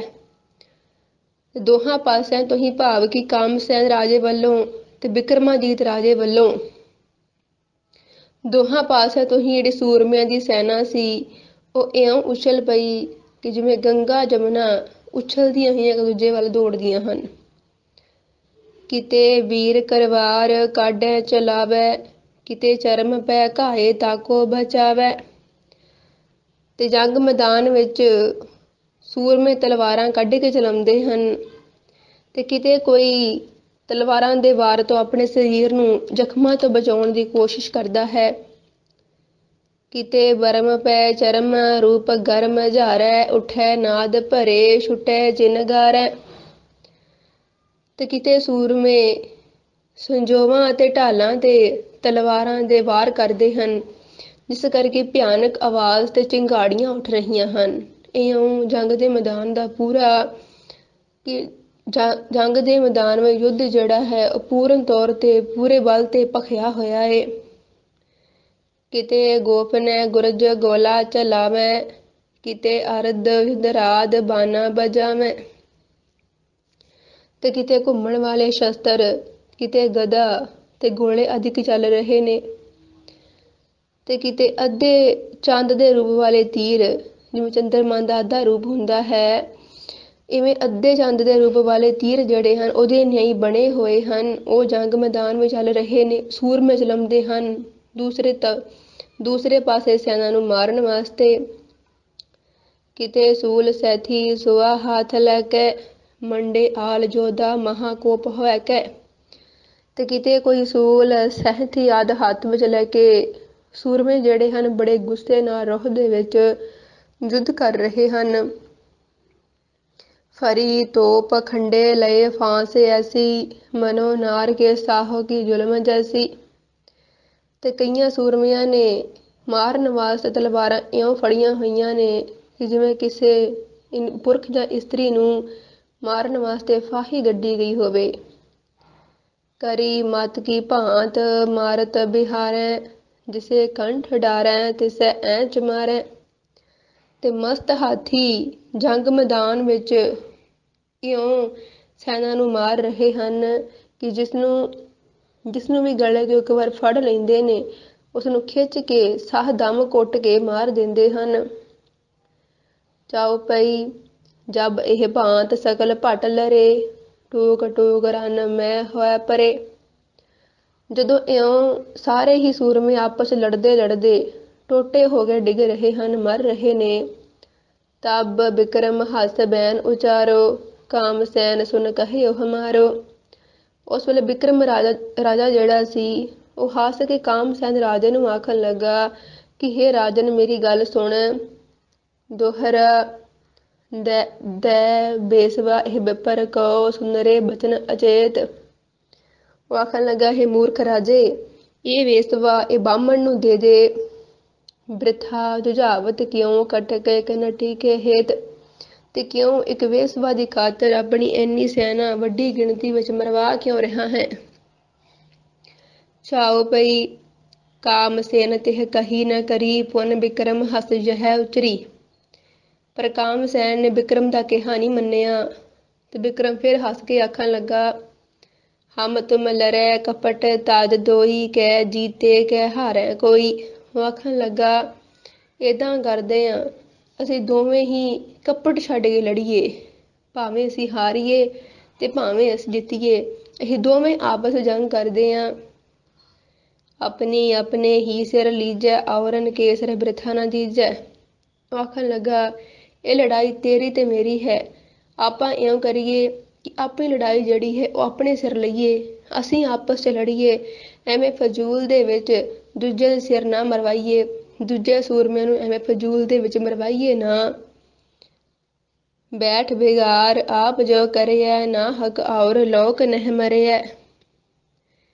ਤੇ ਐਵੇਂ ਆਪਣੀ ਲੜਾਈ ਜਿਹੜੀ ਹੈ ਉਸਨੂੰ ਵਧਾ ਕਰਕੇ ਤੇ ਇਹਦੇ ਵਿੱਚ ਹੋਰ ਲੋਕਾਂ ਨੂੰ ਨਾ ਮਰਵਾਈਏ। ਦੋਹਰਾ ਕਾਮ ਸੈਨ ਇਹ ਬਚਨ ਸੁਣ, ਅਧਕ ਉੱਠਿਓ ਰਿਸ ਖਾਏ। ਕਾਮ ਸੈਨ ਇਹ ਸੁਣ ਕੇ ਬੜਾ ਹੀ ਕ੍ਰੋਧ ਦੇ ਵਿੱਚ ਆ ਗਿਆ ਤੇ ਉਸਨੇ ਆਪਣਾ ਘੋੜਾ ਦੌੜਾ ਕਰਕੇ ਬਿਕਰਮ ਰਾਜੇ ਨੂੰ ਆਣ ਕੇ ਫਿਰ ਲਲਕਾਰਿਆ ਹੈ, ਸਾਹਮਣੇ ਆ ਕੇ ਲਲਕਾਰਿਆ। ਕਾਮ ਸੈਨ ਐਸੇ ਕਹਿਓ ਸੂਰ ਸਾਹਮਣੇ ਜਾਏ। ਤੇ ਕਾਮ ਸੈਨ ਨੇ ਸਾਰੇ ਸੂਰਮੇ ਸਾਹਮਣੇ ਹੋ ਕੇ ਆਖਣ ਲੱਗਾ, ਝਾਗ ਸਹਿਤੀ ਬ੍ਰਿਣ ਕਰੈ ਤਾਓ ਤੂੰ ਬਿਕਰਮ ਰਾਏ। ਆਖਣ ਲੱਗਾ ਕਿ ਜੇਕਰ ਤੁਸੀਂ ਮੈਨੂੰ ਸਾਰੀ ਸੈਨਾ ਤੋਂ ਬਿਨਾਂ ਜਾਂ ਆਪਣੇ ਭਾਲੇ ਤਲਵਾਰ ਸ਼ਸਤਰਾਂ ਦੇ ਨਾਲ ਮੈਨੂੰ ਜ਼ਖਮੀ ਕਰ ਦਿਓ ਤਾਂ ਮੈਂ ਤੁਹਾਨੂੰ ਸਮਝਾ ਕਿ ਤੁਸੀਂ ਬਿਕਰਮ ਰਾਜੇ ਹੋ। ਇਹ ਲਲਕਾਰ ਜਿਹੜੀ ਸੀ ਕਾਮ ਸੈਨ ਰਾਜੇ ਨੇ ਬਿਕਰਮ ਰਾਜੇ ਨੂੰ ਸਾਹਮਣੇ ਹੋ ਕੇ ਪਾਈ। ਝਾਗ ਸਹਿਤੀ ਪੇਟ ਮਹੇ ਜਿਤ ਮਹਿ ਕਰ ਸਾਏ। ਜਦ ਇਹ ਲਲਕਾਰ ਬਿਕਰਮ ਰਾਜੇ ਨੇ ਸੁਣੀ ਤਾਂ ਬਿਕਰਮ ਰਾਜੇ ਨੇ ਬਹੁਤ ਗੁੱਸੇ ਵਿੱਚ ਆ ਕੇ ਆਪਣੇ ਲੱਕ ਦੇ ਨਾਲੋਂ ਤਲਵਾਰ ਕੱਢ ਕੇ ਆਨ ਕਟਾਰੀ ਕੋ ਕਿਓ ਕਾਮ ਸੈਨ ਕੋ ਕਹੇ। ਤੇ ਤਲਵਾਰ ਦੇ ਨਾਲ ਕਟਾਰ ਦੇ ਨਾਲ ਕਾਮ ਸੈਨ ਰਾਜੇ ਦੇ ਉੱਪਰ ਹਮਲਾ ਕਰਕੇ ਉਸਨੂੰ ਜ਼ਖਮੀ ਕਰ ਦਿੱਤਾ। ਐਸੇ ਕਹੋ ਐਸੋ ਲਹਿਤ ਜੀਅਤ ਨ ਛਾਡਤ ਔਰ। ਤੇ ਇਉਂ ਫਿਰ ਜੈਸੇ ਨੂੰ ਤੈਸਾ ਮਿਲ ਗਿਆ। ਜਿਹੜਾ ਉਹ ਰਾਜਾ ਸੀ ਕਾਮ ਸੈਨ ਉਹ ਜ਼ਖਮੀ ਹੋ ਕੇ ਧਰਤੀ ਉੱਤੇ ਡਿੱਗਿਆ ਤਾਂ ਉਸਨੂੰ ਜਿਉਂਦਾ ਨਹੀਂ ਛੱਡਿਆ ਗਿਆ। ਮਾਰ ਕਟਾਰੀ ਰਾਖਿਓ ਜਿਅਤ ਰਾਵ ਤੇ ਠੌਰ। ਤੇ ਤਲਵਾਰ ਮਾਰ ਕੇ ਬਿਕਰਮ ਰਾਜੇ ਨੇ ਕਾਮ ਸੈਨ ਰਾਜੇ ਨੂੰ ਉਸੇ ਥਾਂ ਤੇ ਖਤਮ ਕਰ ਦਿੱਤਾ। ਚਾਉ ਪਈ ਜੀਤ ਤਾਹੇ ਸਭ ਸੈਨ ਬੁਲਾਈ, ਭਾਂਤ ਭਾਂਤ ਕੀ ਬਜੀ ਵਧਾਈ। ਤੇ ਉਸ ਕਾਮ ਸੈਨ ਰਾਜੇ ਨੂੰ ਬਿਕਰਮ ਰਾਜੇ ਨੇ ਜਿੱਤ ਕੇ ਆਪਣੀ ਸਾਰੀ ਸੈਨਾ ਬੁਲਾਈ ਤੇ ਕਈ ਪ੍ਰਕਾਰ ਦੇ ਖੁਸ਼ੀ ਦੇ ਵਿੱਚ ਸੈਨਾ ਵਿੱਚ ਵਾਜੇ ਵੱਜਣ ਲੱਗ ਪਏ। ਦੇਵ ਨ ਰੀਝ ਇਹ ਬਰ ਦਇਓ, ਬ੍ਰਣੀ ਹੁਤੋ ਬ੍ਰਣੀ ਹੋਵੈ ਗਇਓ। ਤੇ ਇਹ ਸਾਰੀ ਜੰਗ ਦਾ ਹਾਲ ਵੇਖ ਕਰਕੇ ਬਿਕਰਮ ਰਾਜੇ ਦੀ ਜਿੱਤ ਉੱਪਰ ਸਾਰੇ ਦੇਵਤੇ ਬਹੁਤ ਖੁਸ਼ ਹੋਏ। ਦੇਵਤਿਆਂ ਨੇ ਪ੍ਰਸੰਨ ਹੋ ਕੇ ਵਰਦਾਨ ਦਿੱਤੇ ਕਿ ਬਿਕਰਮ ਰਾਜੇ ਨੇ ਆਖਰ ਭਾਵੇਂ ਜਿਵੇਂ ਵੀ ਕੋਈ ਬੁਰੀ ਹਾਲਤ ਵਿੱਚ ਹੀ ਕੋਈ ਦੁਖੀਆ ਇਹਦੇ ਕੋਲ ਆਇਆ ਸੀ, ਭਾਵੇਂ ਕੋਈ ਉਹ ਮਾੜੇ ਕਰਮ ਕਰਨ ਵਾਲਾ ਹੀ ਸੀ, ਫਿਰ ਵੀ ਜੇਕਰ ਇਹਦੇ ਕੋਲ ਆਇਆ ਕੋਈ ਤਾਂ ਇਹਨੇ ਆਪਣੇ ਧਰਮ ਨੂੰ ਸਮਝਦਿਆਂ ਹੋਇਆਂ ਕਿ ਰਾਜੇ ਦਾ ਫਰਜ਼ ਹੁੰਦਾ ਹੈ ਕੋਈ ਦੁਖੀਆ ਦਰਦਮੰਦ ਆਵੇ ਤੇ ਉਹਦਾ ਦੁੱਖ ਦਰਦ ਜਿਹੜਾ ਹੈ ਦੂਰ ਕਰਨਾ। ਉਹ ਸਮਝ ਕਰਕੇ ਵੀ ਇਸ ਨੇ ਉਸ ਬ੍ਰਾਹਮਣ ਦੁੱਖ ਨੂੰ ਸਮਝਿਆ ਹੈ ਤੇ ਫਿਰ ਦੂਰ ਕਰਨ ਵਾਸਤੇ ਹਰ ਇੱਕ ਉਪਾਅ ਜਿਹੜਾ ਹੈ ਉਹ ਆਪਣੇ ਤੌਰ ਤੇ ਕੀਤਾ ਹੈ। ਤੇ ਇਹ ਸੋਚ ਕੇ ਸਾਰੇ ਰਾਜਿਆਂ ਦੀ ਖੁਸ਼ੀ ਤੇ ਉਸਨੂੰ ਬਹੁਤ ਵਰਦਾਨ ਦਿੱਤੇ, ਜਿਸ ਕਰਕੇ ਕਿ ਜਿਹੜਾ ਜ਼ਖਮੀ ਬਿਕਰਮ ਰਾਜਾ ਸੀ ਜੋ ਫੱਟ ਲੱਗਣ ਕਰਕੇ ਜ਼ਖਮੀ ਹੋ ਚੁੱਕਾ ਸੀ, ਉਹ ਦੇਵਤਿਆਂ ਦੇ ਵਰ ਦੇ ਨਾਲ ਸਾਰੇ ਜ਼ਖਮ ਠੀਕ ਹੋ ਗਏ, ਸਰੀਰ ਨੌ ਬਰ ਨੌ ਹੋ ਗਿਆ। ਦੋਹਰਾ ਅਥਿਤ ਭੇਖ ਸਜ ਆਪ, ਨਿਰਪ ਗਇਓ ਵਿਪਰ ਕੇ ਕਾਮ। ਤੇ ਫਿਰ ਇਉਂ ਨੌ ਬਰ ਨੌ ਹੋ ਕਰਕੇ ਜੋ ਰਾਜਾ ਸੀ ਬਿਕਰਮ, ਉਹ ਬ੍ਰਾਹਮਣ ਦਾ ਕੰਮ ਕਰਨ ਵਾਸਤੇ ਰਾਜੇ ਦਾ ਭੇਸ ਉਤਾਰ ਕੇ ਫਕੀਰਾਂ ਵਾਲਾ ਰੂਪ ਬਣਾ ਕਰਕੇ ਉਹ ਉੱਥੇ ਪਹੁੰਚਿਆ ਹੈ ਕਿ ਜਹ ਕਾਮਾ ਲੋਟਤ ਹੁਤੀ ਲੈ ਮਾਧਵ ਕੋ ਨਾਮ। ਜਿੱਥੇ ਕਿ ਕਾਮਾਵਤੀ ਦੇਸ਼ ਦੇ ਵਿੱਚ ਜੋ ਕਾਮ ਕੰਦਲਾ ਸੀ ਉਹ ਮਾਧਵ ਨਲ ਦੇ ਵਿਛੋੜੇ ਵਿੱਚ ਲੋਟ ਪੋਟ ਹੋ ਰਹੀ ਸੀ, ਤੜਫ ਰਹੀ ਸੀ ਵਿਛੋੜੇ ਦੇ ਵਿੱਚ ਬਿਰਹਾ ਕਰਕੇ। ਚਾਉ ਪਈ ਜਾਤੈ ਇਹ ਬਚਨ ਤਿਨ ਕਹਿਓ, ਮਾਧਵ ਖੇਤ ਹੇਤਵ ਰਹਿਓ। ਤੇ ਰਾਜੇ ਨੇ ਜਾ ਕਰਕੇ ਉਸ ਕਾਮ ਕੰਦਲਾ ਨੂੰ ਆਖਿਆ ਕਿ ਜਿਸ ਮਾਧਵ ਦੇ ਖਾਤਰ ਤੂੰ ਤੜਫ ਰਹੀ ਹੈ, ਸੜ ਭੁੱਜ ਰਹੀ ਹੈ, ਉਹ ਮਾਧਵ ਤਾਂ ਲੜਾਈ ਦੇ ਵਿੱਚ ਮਾਰਿਆ ਗਿਆ ਹੈ। ਸੁਨਤ ਬਚਨ ਤਬ ਹੀ ਮਰ ਗਈ, ਨਿਰਪਲ ਇਹ ਖਬਰ ਦਿਜ ਦਈ।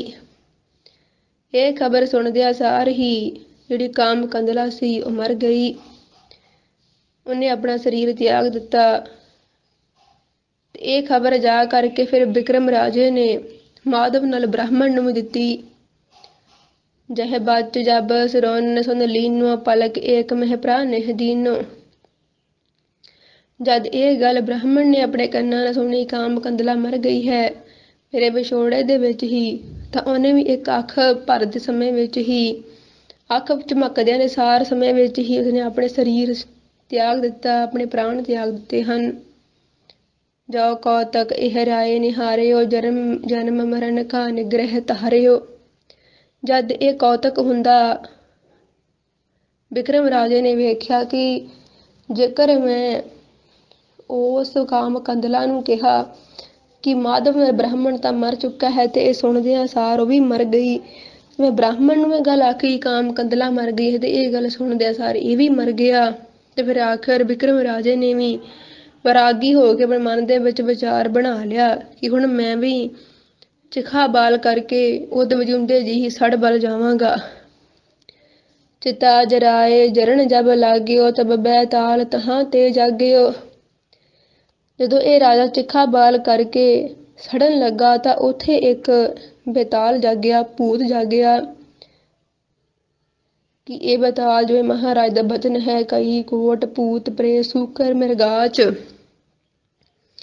ਕਿ ਮੁਸਲਿਮ ਮਤ ਦੇ ਅਨੁਸਾਰ ਕਿ ਉਹਨਾਂ ਦੇ ਵਿੱਚ ਬੇਤਾਲ ਹੁੰਦੇ ਹਨ ਜੋ ਬਹੁਤ ਹੀ ਸ਼ਕਤੀ ਵਾਲੇ ਗਿਣੇ ਜਾਂਦੇ ਹਨ, ਜੋ ਅਨੇਕਾਂ ਪ੍ਰਕਾਰ ਦੇ ਵਰ ਦਿੰਦੇ ਹਨ।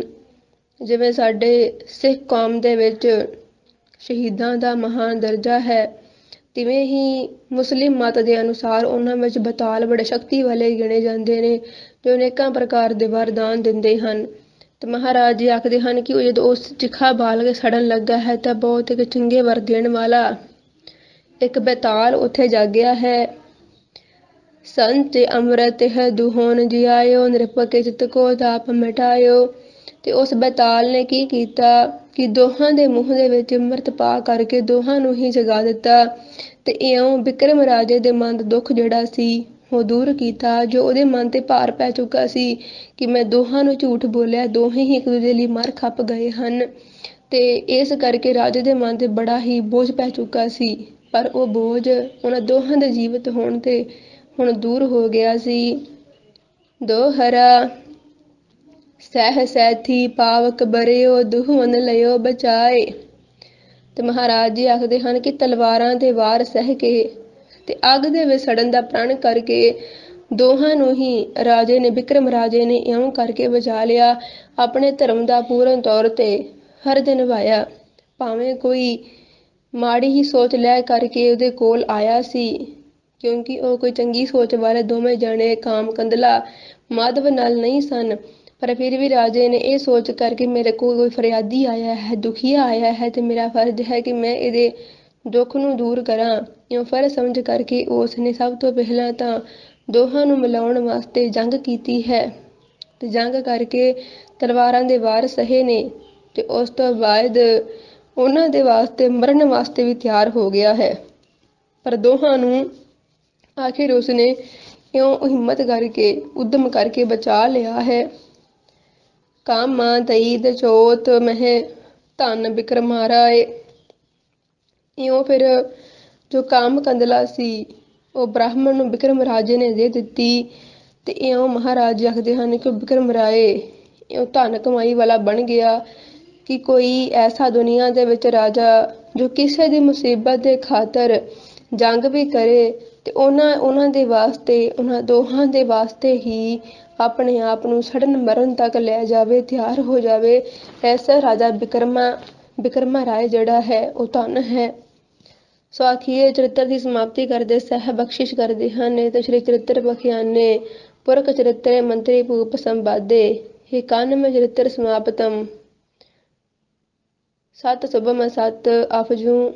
ਸਾਹਿਬ ਜੀ ਫਰਮਾਉਂਦੇ ਹਨ ਇਸ ਪ੍ਰਕਾਰ ਸ਼੍ਰੀ ਚਰਿੱਤਰੋਪਾਖਿਆਨ ਦੇ ਪੁਰਖ ਚਰਿੱਤਰ ਦਾ ਮੰਤਰੀ ਰਾਜੇ ਦੀ ਆਪਸੀ ਵਾਰਤਾਲਾਪ ਦਾ 91 ਚਰਿੱਤਰ ਸ਼ੁਭ ਸੰਪੂਰਨ ਹੁੰਦਾ ਹੈ। ਸੋ ਗੁਰੂ ਪਿਆਰੀ ਸਾਧ ਸੰਗਤ ਜੀ, ਇਹ ਸੀ ਚਰਿੱਤਰੋਪਾਖਿਆਨ ਦੇ 91ਵਾਂ ਚਰਿੱਤਰ, ਜੋ ਕਿ ਇੱਕ ਪੁਰਖ ਚਰਿੱਤਰ ਸੀ। ਜੋ ਕਿ ਆਪ ਜੀ ਨੇ ਸਰਵਣ ਕੀਤਾ ਹੈ, ਜਿਸ ਦੀ ਵਿਚਾਰ ਸਤਿਗੁਰੂ ਮਹਾਰਾਜ ਜੀ ਨੇ ਆਪ ਕਿਰਪਾ ਕਰਕੇ ਰਹਿਮਤ ਕਰਕੇ ਕਰਵਾਈ ਹੈ। ਸੋ ਪਿਆਰੀ ਸਾਧ ਸੰਗਤ ਜੀ, ਜੋ ਪ੍ਰਸੰਗ ਮਹਾਰਾਜ ਜੀ ਨੇ ਲਿਖਿਆ ਹੈ ਪੂਰਾ, ਇਸ ਲਿਖਣ ਤੋਂ ਮਨੋਰਥ ਮਹਾਰਾਜ ਦਾ ਇਹੀ ਹੈ ਕਿ ਆਪਣੇ ਖਾਲਸੇ ਨੂੰ ਸਮਝਾਇਆ ਹੈ ਕਿ ਇੱਕ ਵਿਦਵਾਨ ਮਾਤਵਾ ਨਲ ਜਿਸ ਵੇਲੇ ਉਸਨੇ ਇੱਕ ਨਾਚ ਕਰਨ ਵਾਲੀ ਨਾਚੀ ਵੇਸਵਾ ਜਿਹੜੀ ਸੀ ਕਾਮ ਕੰਦਲਾ, ਉਹਦਾ ਨਾਚ ਵੇਖਿਆ ਤਾਂ ਵੇਖੋ ਉਹਦੇ ਨਾਚ ਵੇਖਣ ਕਰਕੇ ਇੱਕ ਉਹ ਵਿਦਵਾਨ ਸੀ, ਬ੍ਰਾਹਮਣ ਸੀ, ਇਹਨਾਂ ਉਹਦੇ ਰਾਜ ਭਾਗ ਦੇ ਵਿੱਚ ਸਤਿਕਾਰ ਹੁੰਦਾ ਸੀ ਇੱਕ ਵਿਦਵਾਨ ਹੋਣ ਦੇ ਨਾਤੇ, ਫਿਰ ਇੱਕ ਬ੍ਰਾਹਮਣ ਹੋਣ ਦੇ ਨਾਤੇ। ਪਰ ਉਹ ਇੱਕ ਨਾਚੀ ਮਗਰ ਲੱਗ ਜਾਣ ਕਰਕੇ ਕਿ ਨਾਚੀ ਉੱਤੇ ਮੋਹਿਤ ਹੋ ਜਾਣ ਕਰਕੇ ਉਹਦੇ ਜੋ ਨਾਚ ਗਾਣੇ ਤੋਂ ਪ੍ਰਭਾਵਿਤ ਹੋ ਕਰਕੇ ਜੋ ਉਸਨੇ ਕੀਤਾ, ਉਸ ਕਰਕੇ ਉਹਨੂੰ ਦੋ ਥਾਵਾਂ ਤੋਂ ਦੇਸ਼ ਨਿਕਾਲਾ ਮਿਲਿਆ। ਫਿਰ ਆਖਿਰ ਉਹ ਬਿਕਰਮਾ ਰਾਜੇ ਕੋਲ ਆਇਆ ਤੇ ਬਿਕਰਮਾ ਰਾਜੇ ਦਾ ਯੁੱਧ ਜਿਹੜਾ ਸੀਗਾ ਉਹ ਵੀ ਉਹਦੀ ਕਾਮ ਕੰਦਲਾ ਕਰਕੇ ਹੀ ਹੋਇਆ। ਇੰਨੀ ਵੱਡੀ ਗਿਣਤੀ ਦੇ ਵਿੱਚ ਸੈਨਾ ਵੀ ਮਰੀ, ਰਾਜੇ ਨੂੰ ਆਪ ਕਈ ਪ੍ਰਕਾਰ ਦੇ ਫੱਟ ਲੱਗੇ ਤੇ ਫਿਰ ਆਖਰ ਦੋਹਾਂ ਦੇ ਵਾਸਤੇ ਉਹ ਰਾਜਾ ਮਰਨ ਵਾਸਤੇ ਸੜਨ ਵਾਸਤੇ ਵੀ ਤਿਆਰ ਹੋ ਗਿਆ।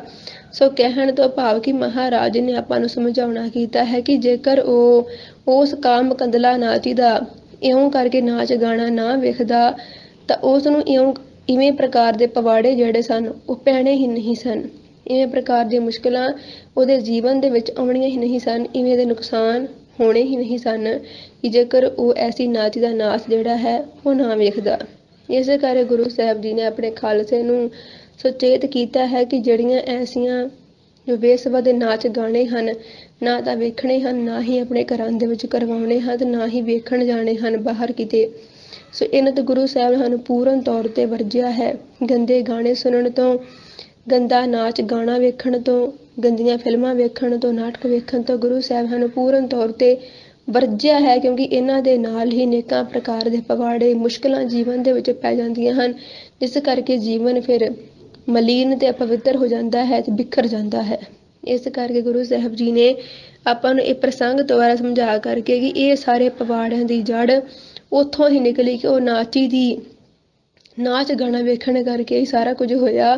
ਤੇ ਜੇ ਉਹ ਨਾ ਵੇਖਦਾ ਤੇ ਉਹ ਬ੍ਰਾਹਮਣ ਦਾ ਬੜਾ ਹੋਣਾ ਹਤਕਾਰ ਰਹਿਣਾ ਸੀ, ਉਹ ਦੁੱਖ ਕਸ਼ਟ ਝੱਲਣੇ ਨਹੀਂ ਪੈਣੇ ਸਨ। ਜੇ ਉਹ ਆਪਣੇ ਜੀਵਨ ਦੇ ਵਿੱਚ ਸਿੱਧੇ ਤੌਰ ਤੇ ਰਹਿੰਦਾ, ਆਪਣਾ ਜੀਵਨ ਚੰਗਾ ਬਣਾ ਕੇ ਰੱਖਦਾ, ਪਰ ਇੱਕ ਨਾਚ ਦੀ ਸੰਗਤ ਕਰਨ ਕਰਕੇ ਉਹ ਪਵਿੱਤਰ ਹੋਇਆ ਤੇ ਉਹਦੇ ਕਰਕੇ ਫਿਰ ਇਹ ਸਾਰੀਆਂ ਮੁਸ਼ਕਲਾਂ, ਇਹ ਸਾਰੇ ਵਿਵਾਦ ਜਿਹੜੇ ਸਨ, ਜੰਗ ਯੁੱਧ, ਸਾਰਾ ਕੁਝ ਉਹਦੇ ਕਰਕੇ ਹੀ ਹੋਇਆ। ਤੇ ਇਸੇ ਕਰਕੇ ਮਹਾਰਾਜ ਨੇ ਆਪਣੇ ਖਾਲਸੇ ਨੂੰ ਵਰਜਿਆ ਹੈ ਕਿ ਐਸੇ ਨਾਚ ਗਾਣੇ ਕਰਨ ਵਾਲੇ ਵੇਸਵਾਂ ਦੇ ਨਾਚ ਗਾਣੇ ਬਿਲਕੁਲ ਵੀ ਨਹੀਂ ਦੇਖਣੇ। ਤੇ ਜਿਹੜਾ ਇਹ ਵੇਖਦਾ ਹੈ ਉਹ ਫਿਰ ਕਦੇ ਗੁਰੂ ਕਾ ਸਿੱਖ ਨਹੀਂ ਹੋ ਸਕਦਾ। ਜੋ ਇਵੇਂ ਦੇ ਪਰਾਈ ਇਸਤਰੀਆਂ ਦੇ ਨਾਚ ਗਾਣੇ ਵੇਖੇ ਜਾਂ ਆਪ ਨਾਚ ਗਾਣਾ ਕਰੇ, ਆਪਣੇ ਘਰਾਂ ਦੇ ਵਿੱਚ ਕਰਵਾਵੇ, ਉਹ ਕਦੇ ਗੁਰੂ ਕਾ ਸਿੱਖ ਹੋ ਹੀ ਨਹੀਂ ਸਕਦਾ। ਗੁਰੂ ਕਾ ਸਿੱਖ ਕਦੇ ਵੀ ਇਵੇਂ ਦੀਆਂ ਜੋ ਕੁਰੀਤੀਆਂ ਹਨ ਉਹਨਾਂ ਨੂੰ ਕਦੇ ਵੀ ਨਹੀਂ ਕਰਦਾ। ਆਪਣੇ ਗੁਰੂ ਸਾਹਿਬ ਸਿੱਖਿਆ ਨੂੰ ਆਪਣੇ ਜੀਵਨ ਦੇ ਵਿੱਚ ਧਾਰਦਾ ਹੈ ਅਤੇ ਸਤਿਗੁਰੂ ਜੀ ਦੀਆਂ ਖੁਸ਼ੀਆਂ ਦੇ ਪਾਤਰ ਬਣਦਾ ਹੈ।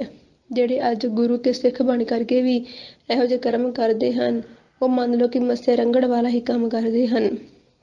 ਜੇ ਮੱਸੇ ਰੰਗੜ ਨੂੰ ਸਜ਼ਾ ਮਿਲੀ ਸੀ ਤਿਵੇਂ ਉਹਨਾਂ ਨੂੰ ਵੀ ਸਜ਼ਾਵਾਂ ਮਿਲਣਗੀਆਂ ਕਿ ਜਿਹੜੇ ਆਪਣੇ ਗੁਰੂ ਵਾਲੇ ਕਹਾ ਕਰਕੇ ਵੀ ਗੰਦੇ ਗਾਣੇ ਲਗਾ ਕਰਕੇ ਡੀਜ਼ਿਆਂ ਉੱਤੇ ਭੰਗੜੇ ਪਾਉਂਦੇ ਹਨ, ਆਪਣੀਆਂ ਧੀਆਂ ਭੈਣਾਂ ਨਾਲ ਹੋ ਕੇ ਨੱਚਦੇ ਹਨ ਤੇ ਉਹਨਾਂ ਦਾ ਨਾਚ ਗਾਣਾ ਆਪ ਤੱਕਦੇ ਹਨ, ਉਹ ਸਾਰਿਆਂ ਨੂੰ ਹੀ ਗੁਰੂ ਸਾਹਿਬ ਜੀ ਤਾੜਨਾ ਕਰਦੇ ਹਨ ਕਿ ਉਹਨਾਂ ਨੂੰ ਮੱਸੇ ਰੰਗੜ ਦੀ ਨਿਆਈ ਹੀ ਸਜ਼ਾਵਾਂ ਇੱਕ ਦਿਨ ਮਿਲਣਗੀਆਂ।